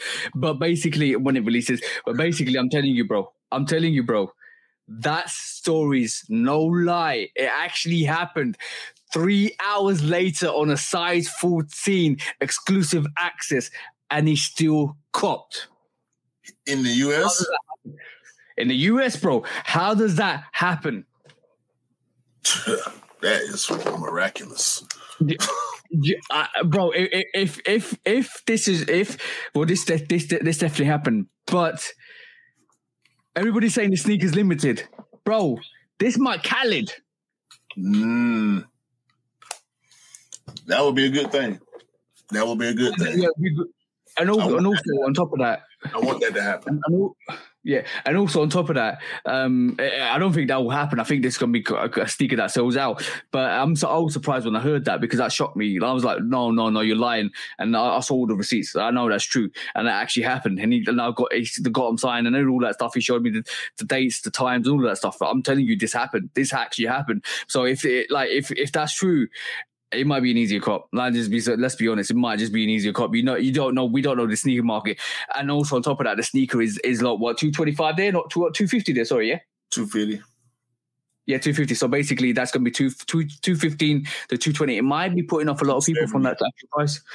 Yeah, US is 270 after tax, and depending on where you live, if you live in if you cop in a high tax city or county. Mm-hmm.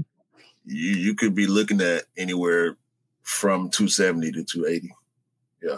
Yeah. So that might be putting off people. And a lot of people didn't buy the Khaleds because it was quite expensive. They were about the same price as the Balvin. So it'll be interesting to see how they do. We'll catch up next week on that because basically I do feel it might be an easier cop. I don't think a lot of people you know what, it might be secret strategy because I don't think a lot of people been doing reviews on this. There's not much of them out there. A lot of people think this might be limited and people will probably go in for it because of the actual resale and the resales, the price it is because there's not a lot out there. So basically people anticipating they might be limited, and if a lot of people get them on release date, this is the hypest shoe of the year. I'm not saying it's the hypest shoe of the year. No, I'm saying it is. Yeah, I'm saying, I'm not arguing about that. It is one of the hypest sneakers. No. I'm just saying it is, yeah. Bro. That's why the price is what this is the highest pre-sale price we've seen this year. But I do feel if this sneaker was more out there in terms of more people having it, I don't think the resale would be that high. Even with the hype, we know. And this I say this with the knowledge of what's previously happened with like the Union one. I know the Union one's a bit of Marmite. Like a lot of people didn't like it. A lot of people liked it. Let's stay with the Khaled. Let's stay with the Khaled. Yeah. Because you said this might Khaled. The Khaled wasn't this hype. No, it was. No, the thing is, the thing with the Khaled was the Crimson. Once we found out that we were getting the Crimson Bliss and the sale, the hype flattened out at a certain point, and then the closer we got to the release, the price just kept dropping and dropping and dropping and dropping. You know what it is.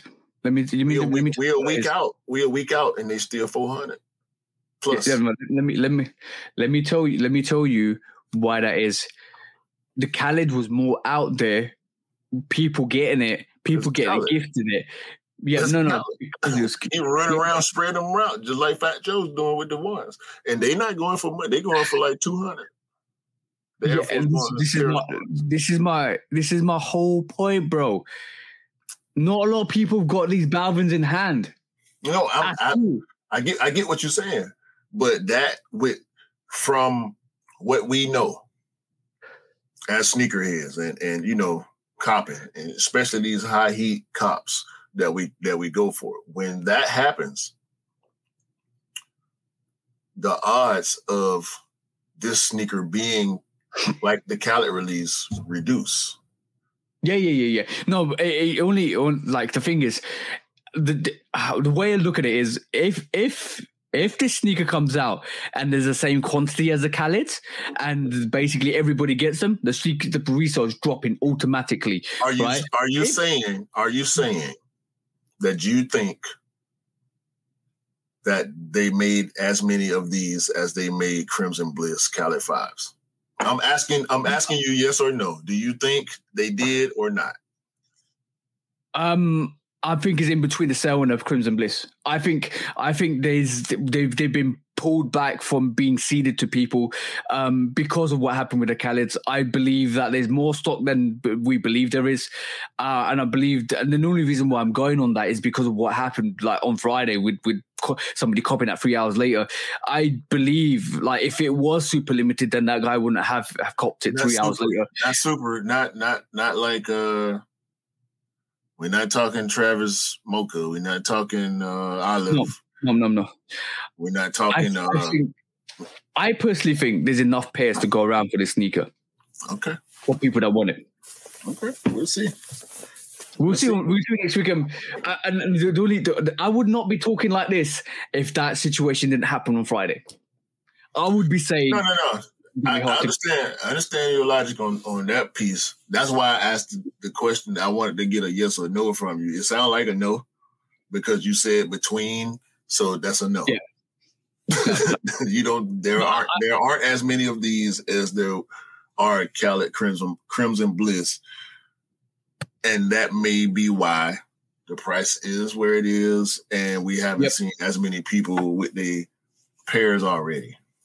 Yeah, even though we know there are early pairs, but we know the climate is different, so people ain't rushing to pay $500 for a shoe that they're not sure of the stock levels. Because if it come out and do a Khaled, remember when Polo bought the next one for $1,200? Oh, bro. I know. I'm going to say, Polo, if you listen to this, I can't believe you said that sneaker was going to resell for $600, $600. Or 800. No, you said that. I think Polo said 800, but he bought them for 6 or something like that. Or 7 or whatever it was. He bought them for like 12 or something. He paid a stupid number for them. I can't remember now. But I think he was like 3 months early. Yeah. And then like a lot that kind of sneaker is going for like maybe 350, 400 when it came out, settling about 400. Right. It's going for mocha prices. I still don't believe. I don't still believe that this. To be honest, let's have a look at the. I know we're going into the subject a bit, but let's have a look at the resale. And it's We're a week out. It's 464. Where last week it was £1,000. It's already 50% of the price it was the week before. On release day, it'll be 50% of the price it is now. In theory, so we're talking about 275, 250. So from that perspective alone, bro, I'm just saying what I see is what I kind of inform you guys on, and this is what I saw and what I sort of heard on Friday, and this is what I'm telling you because I do believe that Balvin will be more obtainable than we think it is, and I think the stock has been held back from people getting it because I believe that sneaker they want to make sure it doesn't Khaled. That's not a thing. If people can get the shoe, they're gonna get the shoe. It's on StockX, so we got the shoe. The price is more of the reason why more people ain't got it than it's not out there to have. Clearly, it's out there. Some of the sneakers I've seen some of the sneakers I've seen I've been told aren't real. They're UAs. Full size run on StockX. That's all I gotta say. Maybe they're UAs, maybe they ain't. I don't buy early from StockX. That's on y'all. Nah. But exactly. You want to hit that button, man. Think again.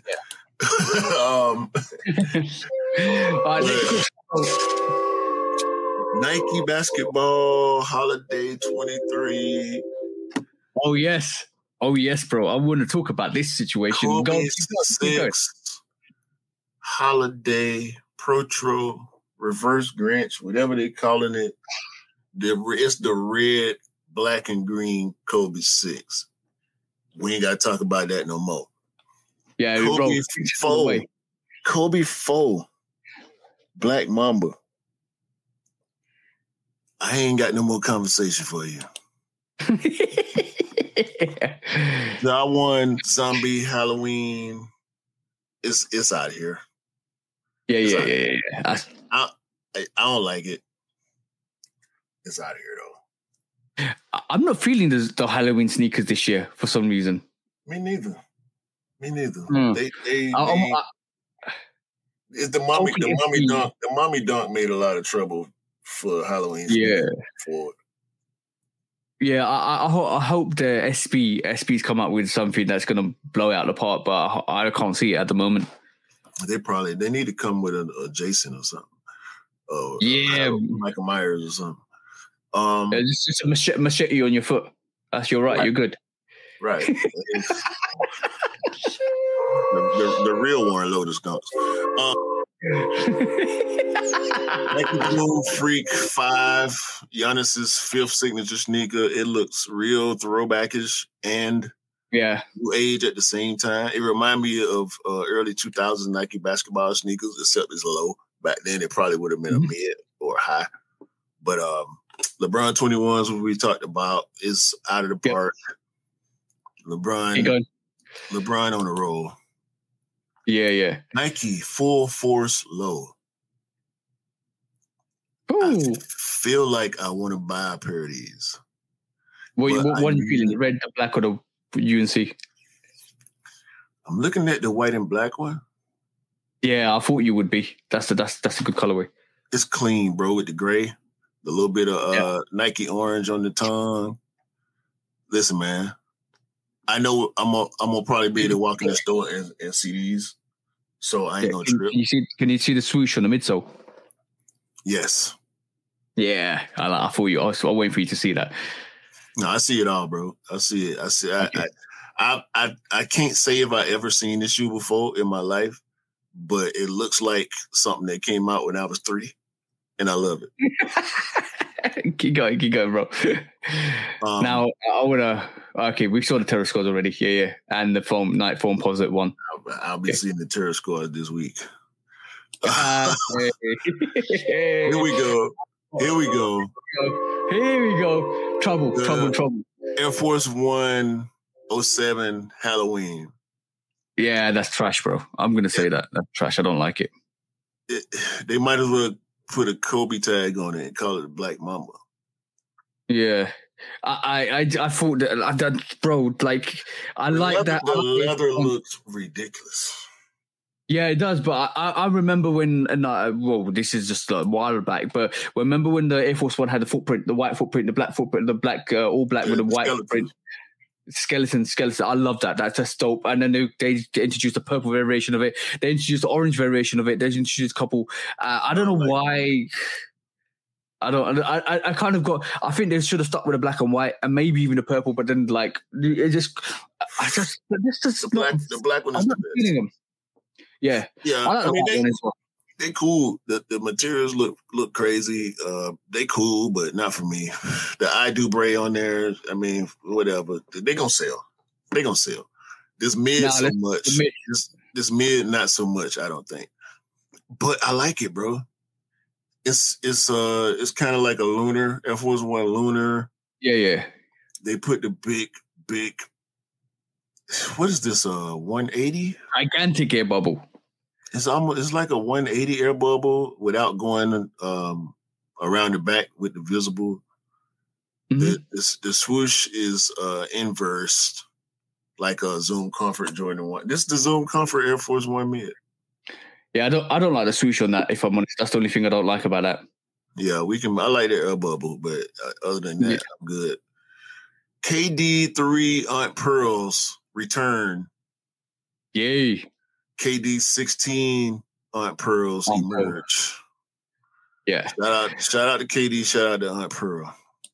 I'm just waiting for one of the last slide to this because I saw it the other day, and I was like, it's just quick, swiftly moving. UNC Dunk Low, Cosmic Unity 3. That Cosmic Unity. It looks like a 95, bro. They doing them. If you get a chance when you're in the store, just go to the basketball section and see if they got Cosmic Unities in there, and just look at the shoe, bro. It's not a regular shoe. It's not a regular shoe. It's a basketball shoe, which is why we don't talk about it more or see it more. But just pick it up, bro. You won't be able to find another shoe in the store like it. Trust me. The GT series, GT Cut 2, super dope basketball sneaker. The GT Hustle, another dope basketball sneaker, and the GT Jump, the big man's, the leaper, the dunkers version of the GT. Yeah, we rolling. Okay. All right. Pause.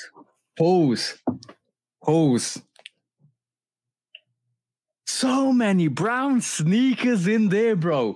Like, talk about the next phase of colorway is going to be brown next year. Like, we're looking at, it's already started. We're looking at up tempo brown up tempos, brown Nike Dunk Highs, brown Huaraches, brown Air Force Ones, brown Penny 2s, and brown Air Max 2s, bro. The Charles Barkley 94s. Like, bro. Talk about taking inspiration from Travis with the brown colorway, because we said that last week. Brown is probably Travis's colorway. No, ain't no problem about it. The man got brown cars. All his cars are brown. All of them. Mm-hmm. He dressed up as brown Batman for Halloween. You remember that? Yeah, no, I remember that. He had the full-blown Batman costume, but it was brown. Okay. With that being said, that's dope. With that being said, the Penny 2s are cool. I was gonna say Penny 2 look cool. Even Huarache's flight Huaraches look cool. Yeah, the Huarache highs, they look cool. All these sneakers look cool to me. The Air Force 107 looks cool as well. That actually looks cool. But the up tempo 96 got it, bro. That up tempo is the best. Yeah. Ooh, that's a good statement. You know what? The only one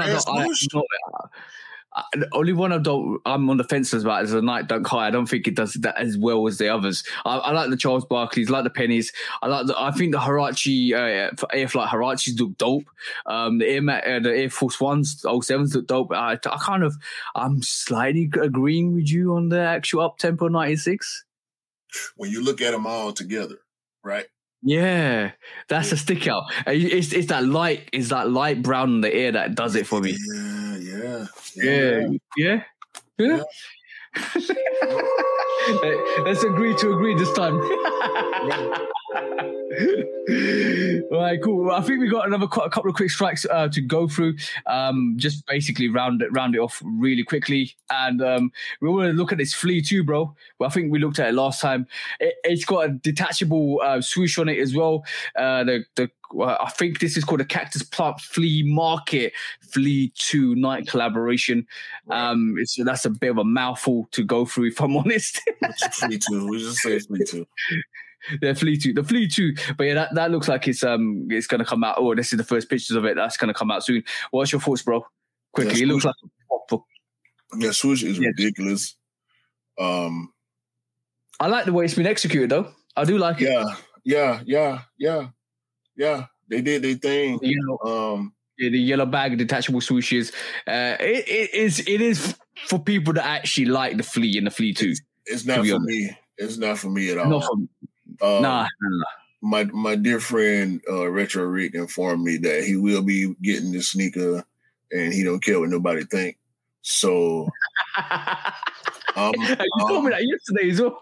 Yeah, I told him he just liked it because it's green. He didn't disagree or agree with me. He said he did, and he want us to make jokes on him when he get it. So he said I can't wait to see what y'all say on the podcast about these. That's what he said. The heat zone on the inner insole is dope. It's a proper hiking sneaker. It's one of those let's go for a big hike up Mount Everest and try and survive it. I think that's the kind of sneaker it is. But yeah, it's definitely like a really built utility. It looks like it's got a tire for an outsole. Yeah. It's built for it tough for sure. Yeah, it's dope. I do like it. But hopefully gives you some Flea powers. You can jump over the Eiffel Tower or something like that. You know what I'm saying?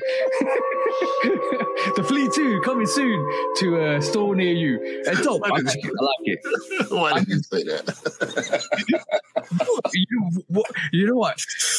If the Flea was comparatively our size, it could jump over the Eiffel Tower. Facts. So maybe, yeah, I know it's a fact. Maybe this Flea 2 gives you some superpowers. Maybe if Rick puts this on, a green cape grows from his neck and he can fly through the sky like a flea. That's the one. Is it a bird?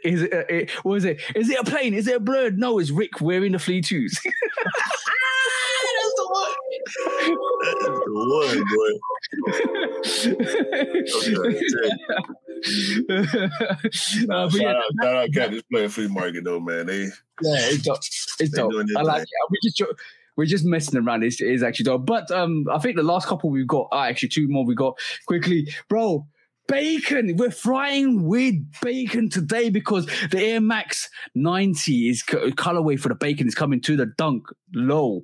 What's your thoughts on this? Because I think I do enjoy this. It looks dope to me personally. The color, the red is a little off. That's the only thing about it. I dislike the red. I think the red should be a little darker. If you look at the bacons, the Air Max 90 bacon, I feel like the color's a little off. I'm not mad at the shoe though, and shout out to them for going for it. I think we got comparison here somewhere. I'm just going to scroll through. There's the bacon. There's the MX90 bacon. I think you're right. The red is a bit more vibrant on the actual Dunk than it is on the actual bacon because the bacon actually looks like a slice of like the reddish of that bacon is. It's more tame, a little more tame than that Dunk is. I still prefer the MX90 bacon. Oh yeah, it's classic, legendary sneaker, classic sneaker. Yeah. But they tried it. Would you like? We should have put an air bubble on it. You reckon? No, because Dunks ain't got air. So the Dunks ain't got air though. So no. I would like to see this on like a maybe 95. See how they execute on a 95 or 97, or even bring it at or even bring in the bacon. Stop. But they're switching colorways with the silhouettes, which is dope because we've seen that with Jordan Brand a lot, and then we're seeing more of this kind of creative inspiration from switching colorways to silhouettes. So let's just see what they come up with next. But last quick strike before we round off the quick strikes. Bro, do you know Burberry took over Bond Street in London for London Fashion Week? No. That was dope. Look, they literally, a lot of people probably was confused with the situation because they were like, I'm looking for Bond Street, like especially if you're a tourist. I'm looking for Bond Street, but this is Burberry Street. You know where Bond Street is? No, this is Bond Burberry Street. So we've just taken it over for the day or for an occasion. But this is like a lot of people saying, I feel like the beer confusing for non-Londoners because non-Londoners can try and look for that Bond Street. Ain't going to be finding that Bond Street. It'll be Burberry Street. So inside, even in the station inside, they actually changed the name from Bond Street to Burberry Street. So it was a kind of a dope event, and it's kind of just celebrating London Fashion Week. So that happened, and I feel like it was a little bit of a co-exhibited with the transport for London and London Fashion Week, which was quite nice to see. I like when stuff like this happens. It's different. So they confused a bunch of people and probably made some people late for appointments and work and stuff like that for the sake of high fashion. Yeah, it's London Fashion Week. I'm not. No. This is not good. I don't like it. Don't you like it? No, because like I just said, bro, a lot of people was probably confused about what was going on. Imagine this is a tube station, right? Yep. Imagine somebody for the first time going somewhere looking for what you said, Bond Street? Yeah, Bond Street Station, yeah. And they lost. They don't understand what's going on. You know where Bond Street Station is? No, I don't. I've never been to London, sir. Okay, go. So I'm gonna. Bond Street Station is in the middle of. You know where Oxford Circus is? You heard of Oxford Circus, yeah? Never been to London, sir. Okay, cool. Oxford Circus and Bond Street and Tottenham Court Road are three stations which are in the central of central London. So basically, where all the shopping market, all the shopping, high-end shopping stores are, Selfridges, and all of that stuff where you can go into like major high-end shopping centers. So that basically is a representation of those three stations: Marble Arch, Bond Street, Oxford Circus, Tottenham Court Road. Those four stations are integral for the biggest, most busiest shopping arena in London. But right? What if I never been to London and somebody suggested that it's easier to take the railroad or the train or the metro or the tube or whatever, terminology is acceptable for you for public transportation. And they tell you, get off at this station. This is the station that you need to get off at. This station and this station alone. Don't get off the train unless you're at this station. You're getting lost, bro. Imagine, right? You got to, yes, I think the Jubilee line goes there. So you got the St. John's Wood. I'm talking about stations I know. You got to St. John's, you got from Oxford Circus, and then your next stop's supposed to be Bond Street. But when you turn up to the next stop, it's Burberry Street. You're like, where's Bond Street? And you stay on, and you end up all the way to like Stanmore or Kilburn, which is way far away from where you want to be. And then all of a sudden you're like, I was supposed to get off at Bond Street. Do you know where Bond Street is? And the guy tells them, oh, you got to get on this train again. Go back down. There's one stop before Oxford Circus. And then you get to Burberry Street again and you're like, I can't, where's Bond Street? And you end up at Stratford, which is the other end. You're getting lost there, bro. especially if you're a tourist and you don't know what the stops are. You are getting lost, bro. It's like me coming to the States and getting on your metros and all the stations are the wrong names. So I kind of semi-agree with you on that, bro. That's all I'm saying. So that was a quick strikes for today, bro. That's crazy. That's crazy. But yes, main topic time. The Knight Rider 11s. Tell me about these Knight Rider 11s, bro. So I get to work one day, ending my route back at the warehouse. I see Trip. Shout out to Trip. 13 head like yourself. And Trip is talking to Jack. I'm gonna shout Jack out right now because I actually had the conversation, like I said, with Jack Friday. Jack and Trip, they talking, they see me. Q, I know here comes the sneaker conversation, right? Oh, because you're the sneaker guy at work, yeah? Right. So here we go. Bruh, you seen them Knight Rider 11? No, not even. He said, you seen them Knight Riders? I know you're getting them Knight Riders. I mean, Knight Riders? What? And I'm thinking, I'm in my head. I'm like, he can't be the foes coming out. The foes just came out. He's not talking about the foes. He can't be talking about the foes. I said, what you talking about, bro? The Knight Riders, the kids. They some J's. He thought you were David Hasselhoff. Bro, I said, I don't know what you're talking about, bro. You're going to have to show me. Bro, I'm telling you, bro, that they some, and I'm, at this point, I didn't stop thinking because we would have seen this by now, right? Yeah. Come on, bro. Knight Rider is not as big as it used to be, but still for us, we know like Knight Rider was one of them shows, bro. Like as a kid, you was on the car kit, Trans Am, Pontiac. Like a lot of people own Pontiac Trans Ams because of that show. Yeah. And Smokey and the Bandit too. But yeah. The old school with the Firebird. Long story less long. I deflect to Trip because Trip interjected because he loves 13s. Trip said, "Well, they some 13s?" So I immediately switched to him and started joking because me and Trip got like one of them. We joke beef with each other. Yeah. So I like, bro, I'm talking to him and I just dispelled the conversation. A couple of days later, I'm just scrolling, like we do. And I see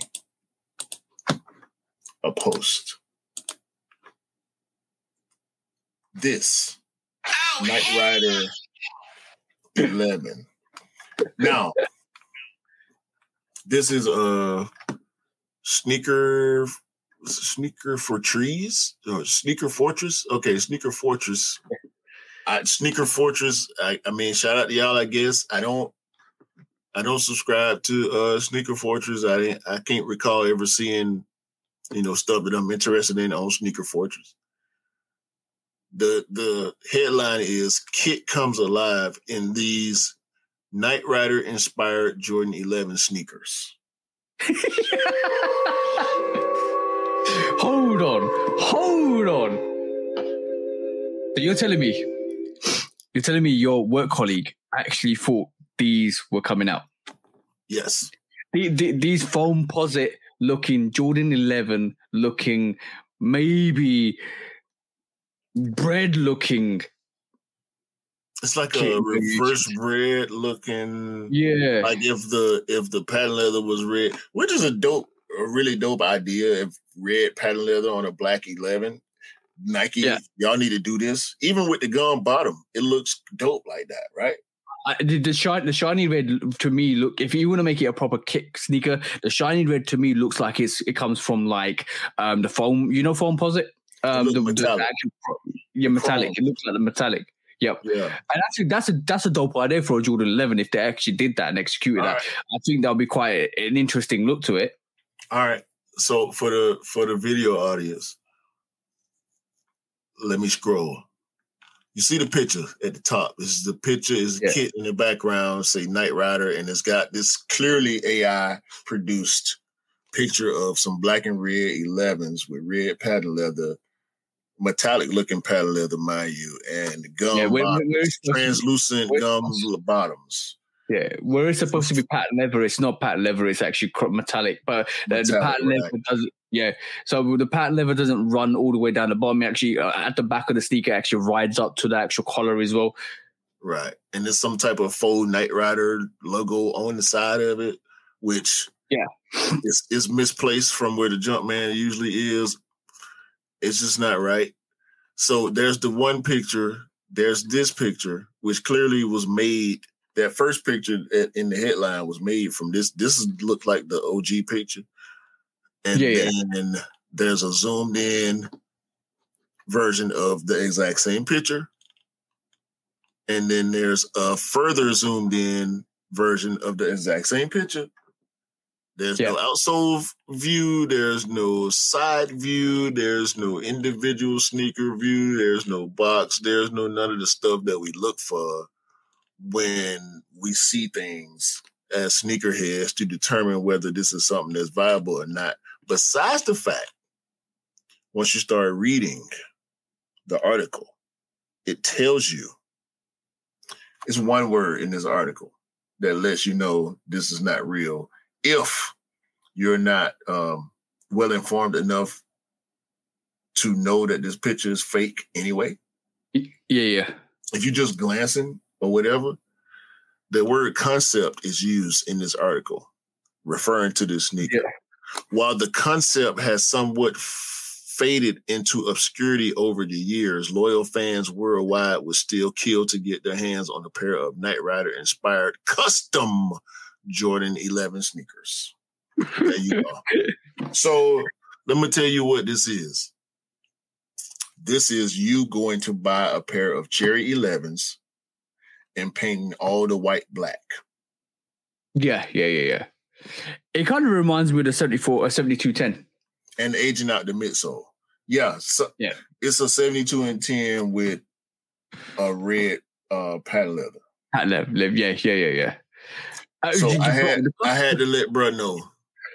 I had to let him know. I talked to him at the party at Black House, and I had a pretty lengthy conversation with him about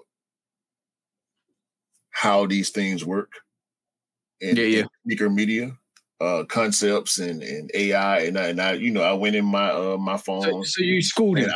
You schooled him. Yeah, I showed him all the AI stuff I had made, and he was flipping out. He wanted every pair. Like, bro,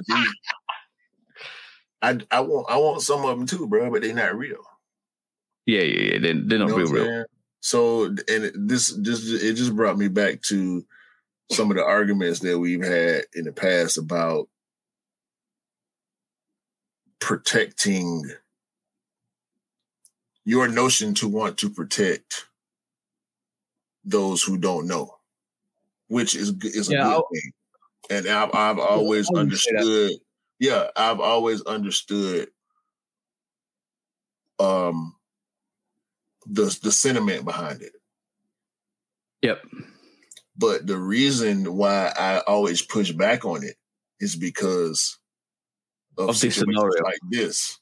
Bruh saw the picture, read the headline, and proceeded to spread the news. You are fake news, pretty much. He did not read the article. Whose fault is that? But bro, okay, cool. These are two different scenarios, and I know. No. This is the prime example, bro. The reason why I say there's two different scenarios here at play is it's the same scenario, but it's forked into two different situations. When I mean forked, I mean one goes one way, one goes the other way. And what you haven't alluded to, and what you did allude to me a couple of days ago, was the fact that he started to school you on the situation. And to me, that's where a pupil's trying to school a master. It doesn't work. But when people generally reach out and say, I'm struggling, I don't know, and please can you teach me, or please can you help me? That's them reaching out to the person that knows better to help them. And I think he wasn't asking me about if I saw them. He was telling me about them. And that's the difference. But he did no research. Exactly. And that's the situation that I'm in the same boat as you, is the fact that if you don't know better and then you kind of fake it to make you sound like you know better, and then you actually come across as a fool to a person that knows better, you need to kind of swiftly be quiet and listen and understand the situation. And if you still don't listen and understand the situation, that's bad on not us, but the other person for not sitting there and listening to what's been said, because the other person that's talking probably knows more about the scenario, the event, the occasion, the actual sneaker itself than you do. But it's bad. And that situation is bad on him for not reading and understanding viably what the situation was. It's like going to a vegan cafe and ordering meat. Right. Like you looking for the burgers. You order a burger, but you don't pay attention to the words black bean. Yeah. And you bite it and you're like, this ain't meat. Well, yeah, the menu says black bean burger, but you just saw the word burger. You omitted black bean. You know what I'm saying? Yeah. And this is what bro did. He saw Knight Rider inspired, and he just went with it. He went with the headline. Bro, as soon as you start reading, I'm going to read it again. The very first paragraph in this article states, the internet just can't get enough of talking cars. But few people remember the original talking car kit from Knight Rider. While the concept has somewhat faded into obscurity over the years, so this is not new. Loyal fans worldwide still would kill to get their hands on a pair of Knight Rider inspired custom Air Jordan 11s. This is what the article says. It's telling you this is not a thing. Yeah. It's a dream. It's an aspiration of the community to have a Knight Rider inspired Jordan 11. And we talk about all the time the fact that Jordan 11s do not have collaborations. Yeah, so this pissing in the wind right here. I also do like what you said to me on that subject matter as well, because you did say to me that this is the type of occasions when people ask for something and they go looking for it, and then all of a sudden they get a UA, and then that UA comes and they think it's real, and this is what happens when you're not educated in the game. This is where I think we still need to teach people about the situations and what's happening. But you got to try it. But the thing is, if they're adamant and they don't listen, then that's on them, because you can only tell a person so much. You can only take a horse to water, and it's up to them to drink it, bro. Bro, okay, check it. If I get a loan, right? Let's say I get an email. You've been approved for $50,000 loan. All you had to do is click here and fill out your information, and the money is yours. And I clicked there and I fill out the information, and that $50K hit my account. But I didn't read nothing past click here. Whose fault is it? Yeah, it's your fault, bro. If I sign up for a $50,000 loan with a 70% interest rate, that's your fault, bro. That's your fault. Because you need to read the terms of engagement, the terms and conditions.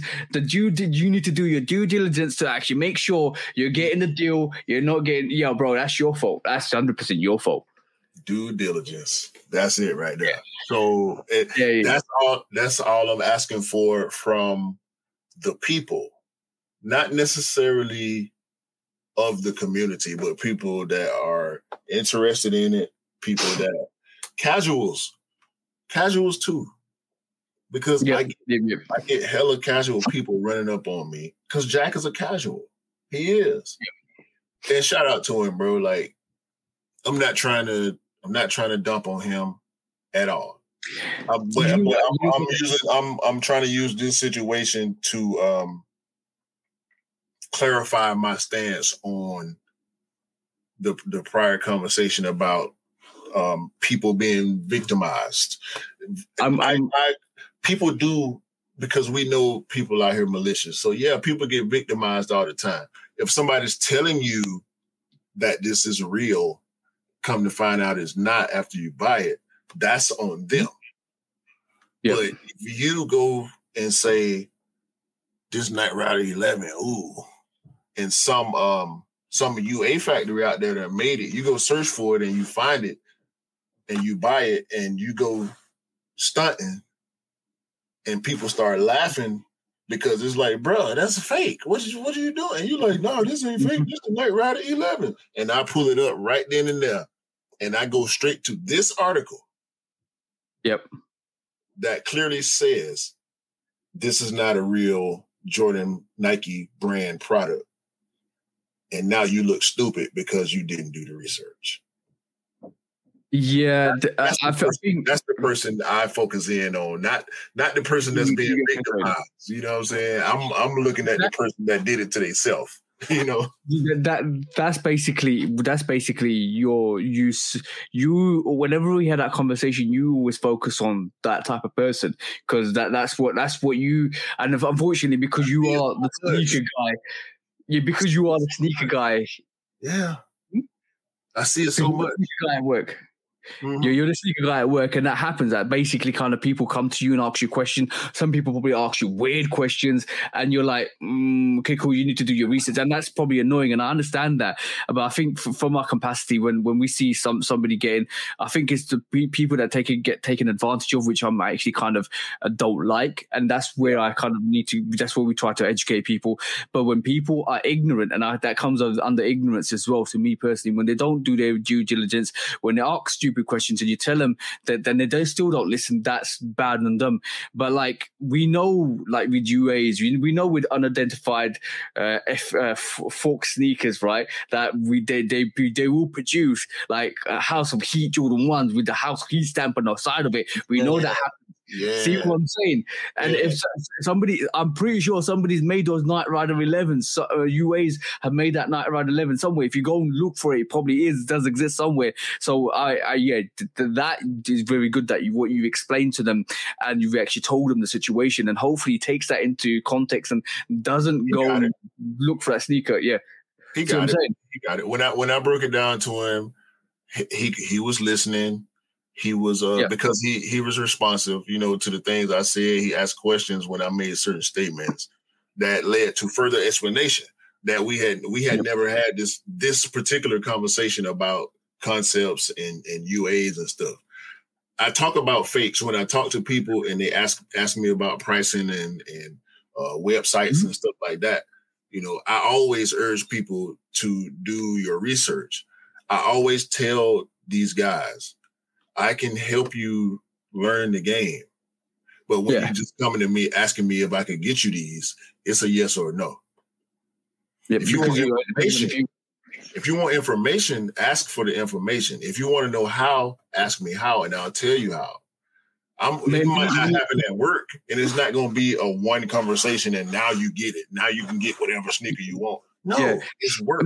Many a time, people have asked me when sneakers release, when that's releasing, when this is releasing, when that's coming out, and all you can do is kind of help and advise them, and that's understandable. So they don't get lost, or they don't kind of struggle. But I do agree with you on that. But I'm going to twist it around a bit. I'm going to say, bro, I think it's a massive compliment. It is. No, I listen. It's the pros and the cons, bro. Yeah. When you LeBron James,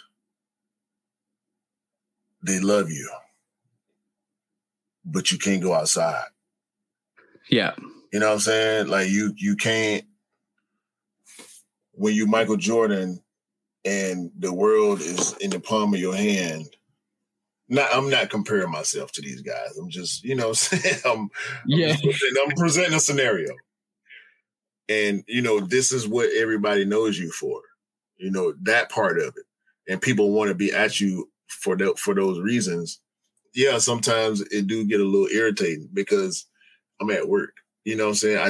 I just finished a long day. I'm tired. I got to go home. I got to try to hurry up and get home so me and TJ can do this other video. You know. Yeah. I'm hungry. I'm trying to hurry up and go grab me a burger real quick, or I don't feel like talking. I've been talking all day. I have to communicate. It's, you know, I do customer service all day long. I'm laughing, joking, talking with people all day. Explaining. That's tiring. That's definitely like I was telling you one day off camera, you know, the physical and mental aspects of my jobs, they drain me sometimes. So throughout the week, once I get out of work, bro, I don't want to talk. I don't want to look. I don't want to listen. I just want to eat and lay down. You know what I'm saying? So yeah, that's understandable. Sometimes at work. That's why when the party was the perfect opportunity for me to have the conversation, because I'm not pressed for time. I'm here for leisure. I'm here because I want to be here, but I want you to understand you can't do that, bro, because you're going to end up looking crazy when you talk to somebody that knows better. And I don't want you to be. That's exactly what I told him. So you're going to end up sounding crazy to somebody that knows better. I'm not the person that's going to clown you, but somebody else that knows better might be with the clown. Yeah. And I think it does get worse in terms of these. What we're mentioning at the moment is just people that actually kind of have to ask questions. Now the other spectrum of it is people that expect you to cop for them because they think you are well connected. That's habitual overstepping the mark. That's when people take advantage and kind of don't understand what they need to be saying to you or what they need to be doing, because like, you know what, I started this podcast today talking about how I knew there was a sneaker in store and I ran out the door to pick that up because I wanted it so much, because I love the sneaker. The passion made me go out and pick that sneaker up, right?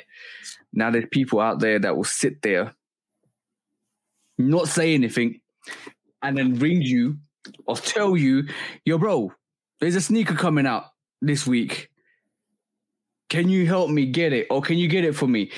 And then they will be like, okay, I'm going to put my hands behind my back, sit like this. I'll lay here and watch TV. Wait for you to do the donkey work. Yeah, you go run back and forth to 4 different stores. That's why, bro. Yeah. That's why. Depending on the situation, you giving me extra, bro. Yeah. You are. If I got to burn my gas, bro, 2 years straight. I had six pair, 6 cool grays. 1 for me, 1 for my wife, and 4 for other people. Last year, I ended up with 7 or 8 cherry 11s. Yeah. You got to pay for my gas. You got to pay for my nerves standing in these lines, dealing with these employees. 20% tax on nerves. Yo, guess what? these holiday releases. Yeah. The mall is popping. Yep. Man, listen, I had to buy lunch because I was hungry. You got to pay for that too. Give me breakfast, lunch, and dinner. Bro, the shoe costs $243. Yeah. Give me $260. But the way I look at that as well, like, I think if I and look, I tell people, give me what you think I should get, and most of the people be like, how much they was, and they give me, yeah, they do it right because you don't want me to tell you no next time. The same dude that asked for the J Balvin 3s asked for the SB4s, by the way. Okay. He ain't asking for no general sneakers. He didn't ask me about the Palomino 3s. He had on the Palomino 3s when I saw him. He ain't asked about them. Beautiful sneaker, bro. Beautiful sneaker. But he didn't ask me about them. Yeah. You asking about J Balvin. You know what? I forgot I had the Palomino 3s. Like, that's a dope sneaker. Again, bro, you can't ask me about no SB4s, bro. I know J Balvin 3s. You can't. Yeah, let me tell you another thing about that situation is the fact that it's very what they don't understand is that you have to go through and put that effort in to get it for them, and then they kind of sit there and just expect it, and then when you don't cop, they like turn around and say, "Oh, well, I thought you was gonna get me these," and start create a situation like, "What? Was you gonna give me $400?" Pay the resale for that. Like, don't get me wrong. Don't get me wrong. Like, the bros will try. And you know what? I don't mind helping people. If you try, that's I don't mind helping people. Totally different thing. Especially if it's a shoe that I don't want, bro. We talking about Retro Rick. He's the plug. Yeah, he's helped me get sneakers. He's helped me get more sneakers than I've helped him get. And when we talked about the J Balvin 3s, yeah, bro, I'm trying to get these 3s. I ain't trying to get them. Guess what? He ain't got to ask me. Yeah. I'm going to make sure my partner get a size 12 of them J Balvin 3s. Period. Yeah. Period. I wouldn't have Rebellionaires. I wouldn't have UNC foes. And a bunch of other sneakers if it wasn't for Rick. Right. Every game airships. Like I'm gonna say the same thing, bro. We coordinate, you know what I'm saying, and we work together and we look out for each other. Don't just I'm gonna say the same thing for the people that help me and I've helped people. Like I don't mind if you struggle, and you like what it is if you can help yourself but you still don't cop, and if I can help you, I will. And if I'm in the area and I see something and you missed out because you tried really hard to get it, and I see it and it's in your size, I'll ring you and I'll say, oh, they're here. Do you want them? And I'll get it as an assist. Like, bro, I don't mind helping people that try to help themselves. But when people sit there and don't help themselves, sit back and expect from you, and you're like, well, what about you? Are you going to try it? Nah, but like, you got it in it. No, I ain't got it. You see what I'm saying? I ain't got it if you ain't got it. If we're doing this, we're both doing this. Otherwise, we're not doing this. See what I'm saying? And that's like we've gone from the spectrum of teaching people, like that I talk about helping people. I want to teach. I want to teach. Yeah, you to get it on your own, because when I want it, I'm not helping you. That's why I want to teach you. You can do it for yourself. You know. We're not talking about UNC 13s. We're not talking about True Blue 1s. You're talking about a J Balvin Jordan 3. Bro, there's many situations to this, right? There's a master pupil situation where you are the master, you're educating.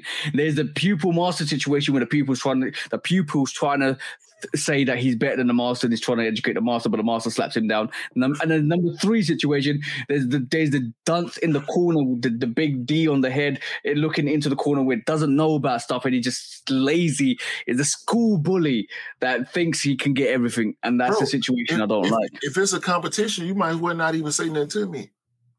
Yeah. Because I might misinform you.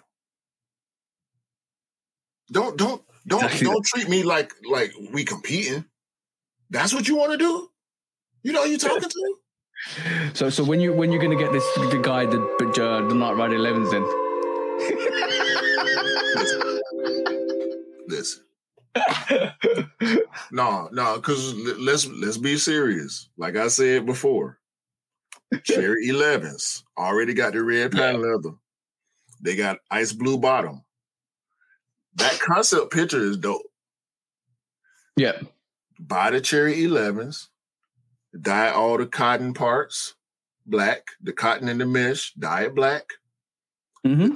The tongue leather or no, the tongue is, that's another thing. That concept picture had a Jumpman on the tongue. Yeah. Jordan 11 tongues are plain. Ain't nothing on them. So you dye all the white black, paint the midsole black,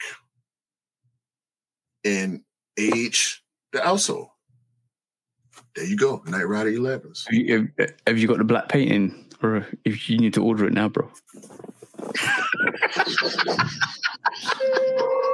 There you go, bro. Night Rider 11 custom coming Q's way.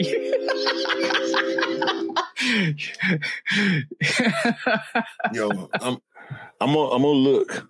Hopefully, I won't forget. Somebody probably done it. Somebody probably blacked out. Yeah, that's dope. That's a dope idea, though. Black cherries. Yeah, black cherry is a real fruit. What do you know? We got cherry 12s this year, aren't we? Cherry 12s. Last year. No, yeah, this year, yeah, cherry 12. Yeah. It's interesting. The reverse flu games. The reverse flu games. The white flu games. I guarantee you somebody out there called cherry 12 white flu games. Yeah, it's an interesting, probably it's an interesting dynamic because basically, what from my perspective, I think a lot of other in tune informed sneakerheads kind of get that same question, and like I met a couple of sneakerheads at work as well, and they were always getting questions about their sneakers and why they buy sneakers. Bro, we have multitude of questions that come our way. Why do you buy sneakers? What makes you so fascinated? How many sneakers do you have? What this and what that? And you can get tiresome because it's like, let me just record. You might as well just pre-record the answers and just play it back for them. I like that part. Really? I like because you never know how it'll affect somebody. And don't get it twisted. This is a disease that I don't wish on anybody, bro. This is, and it's. I think it's curable. I do think it's curable. But right now, this is a disease I wish on nobody, man, because it is so consuming. If it wasn't sneakers, it would be something else. Just in there, bro. Sneakers filled the void of music for me because as I aged, I felt less inclined to push my music. Yeah, and so sneakers came in for me. And with YouTube and now with the podcast and making reels and stuff like that, that it filled that creative void that me not doing so much music created. So I've always loved sneakers. I just told Edom last night because when his daughter was when I was talking to her about the fours, and he was like, yeah. He a sneakerhead. He blah blah blah. He podcast this and that, and then he ended up asking me how many pairs I had. She asked him how many pairs I had. I told him, I got like 70, 80. I try to keep it trim. I'm trying to kind of stay where I'm at. I move pairs in, move pairs out. It's gonna go up and down, whatever. And he was like, he just started, a few years back, blah blah blah. And I'm like, I just. In 2018, my collection began, but that ain't why. Before it was music, and before that, I was a starving artist, so I was broke. You know what I'm saying? Like I was a broke ass rapper. You know what I'm saying? Because I wasn't on, you know what I'm saying? And I had left the streets alone and tried to just focus on rap. And, you know, all the years that I was rapping and trying to make something happen with the music, and it wasn't working. And once I got in my early 30s and started to grow up more and realize, like, wait a minute, I can't spend every second of the day trying to rap. I got to live too. And so, you know, things started changing, and over time things progressed, and, you know, meeting my wife and, you know, coming up and winning in life in general. And it was actually my wife. She was like, yeah, why can't you buy sneakers when you feel like it? I'm like, well, you know, like 200. And I felt like in the back of my mind, I already knew where it was going to end up. Yeah.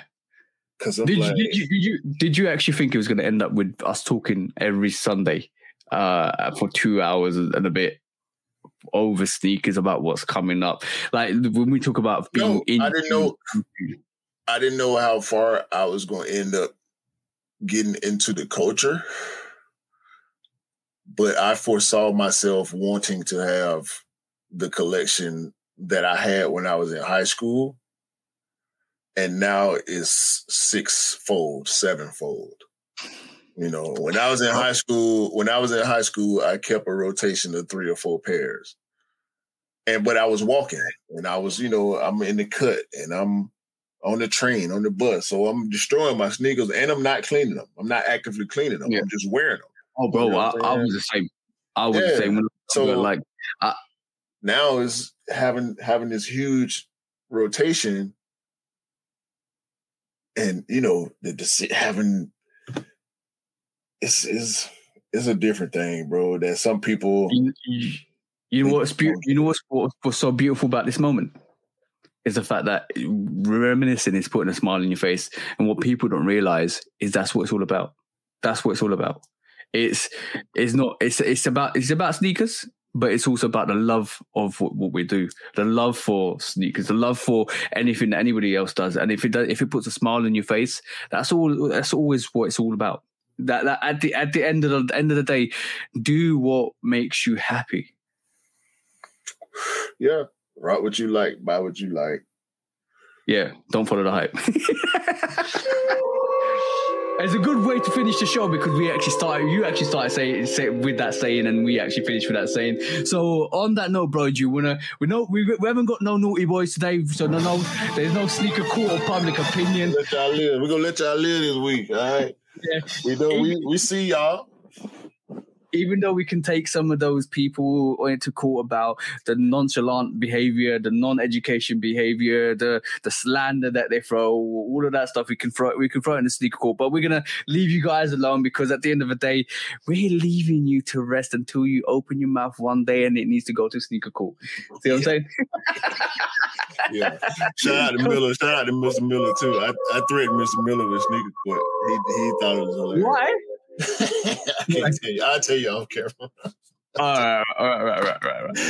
Yeah, shout out to the bro. You know what? One thing's consistent is like there's a lot of sneakerheads, and also I did a live on Instagram yesterday, which is Saturday, and ironically, Cam was saying the same thing about us. He was like you guys need a creative outlet, and you said Q's creative outlet was always music, and now it's the podcast and all of that stuff.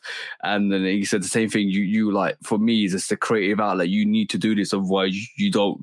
I think it will stunt yourself. And I said, yeah, it's true. Like it's I need to talk. I need to converse. I need to hunt. I need to find. I need to scavenge. I need to remodel, redo. Like basically, I need this. And if I didn't do this, I don't know what I would be doing. God bless our wives. And a very, very understanding shout to all the partners stuck with sneakerheads that actually end up with this stuff in the back. Thank you. On that note, cool as that, bro. Episode 84. Episode 84, bro. From the bottom of our sneaker hearts. May the sneaker gods bless all the sneaker wives and the sneaker girlfriends and the sneaker husbands and the sneaker boyfriends and the sneaker moms, the sneaker dads, the sneaker kids. God bless That's why them. they call it soulmate, bro. That's why they call it soulmate. Soulmates. We all are soulmates. Yeah. Shout out. SOE mates. Shout out to all the soulmates. Shout out to the audio audience, man. We love y'all. The YouTube audience, y'all know. We started with y'all. All the followers on IG, man. The TikTokers over there on TJ TikTok that he be having popping. Yeah, man. All the bros. Shout out Mars, man. Yeah. Scott, Dale, Cam, E. Alex. All the extended Alex, straight to the toe. All the extended bros. Retro Rick. Polar, Kick, Miller. Lord, Mr. Miller, Retro Rico, Rick Dub, Greg, what he call it? Lace Differently, Sutter Kane, Gabe Fortson, Crepsaholic, Ash Moore, everybody, bro. All the bros. All the Sajini, Fresh, all the sisters, Hustlena. By the way, where Alon gone. Yeah. Miguel, shout out Miguel. Yeah, man, shout out Miguel. By the way, we're not bad influences. We just are. Our influence of the love of sneakers actually influences you guys to buy sneakers. And saying that, sorry, Jenny, for influencing you to buy Jordan 5. So I'll put my hands up. We love you, Jenny. We love you. No, call us up, bro. Have a great day, great week, great month, great rest of the year. Cop them books, man. Cop them books. Cop them books. Cop the ones, man. I think they're going to be dope, y'all. Y'all enjoy it, man. Episode 84. Peace out, guys. Peace. Hey. But hit the button.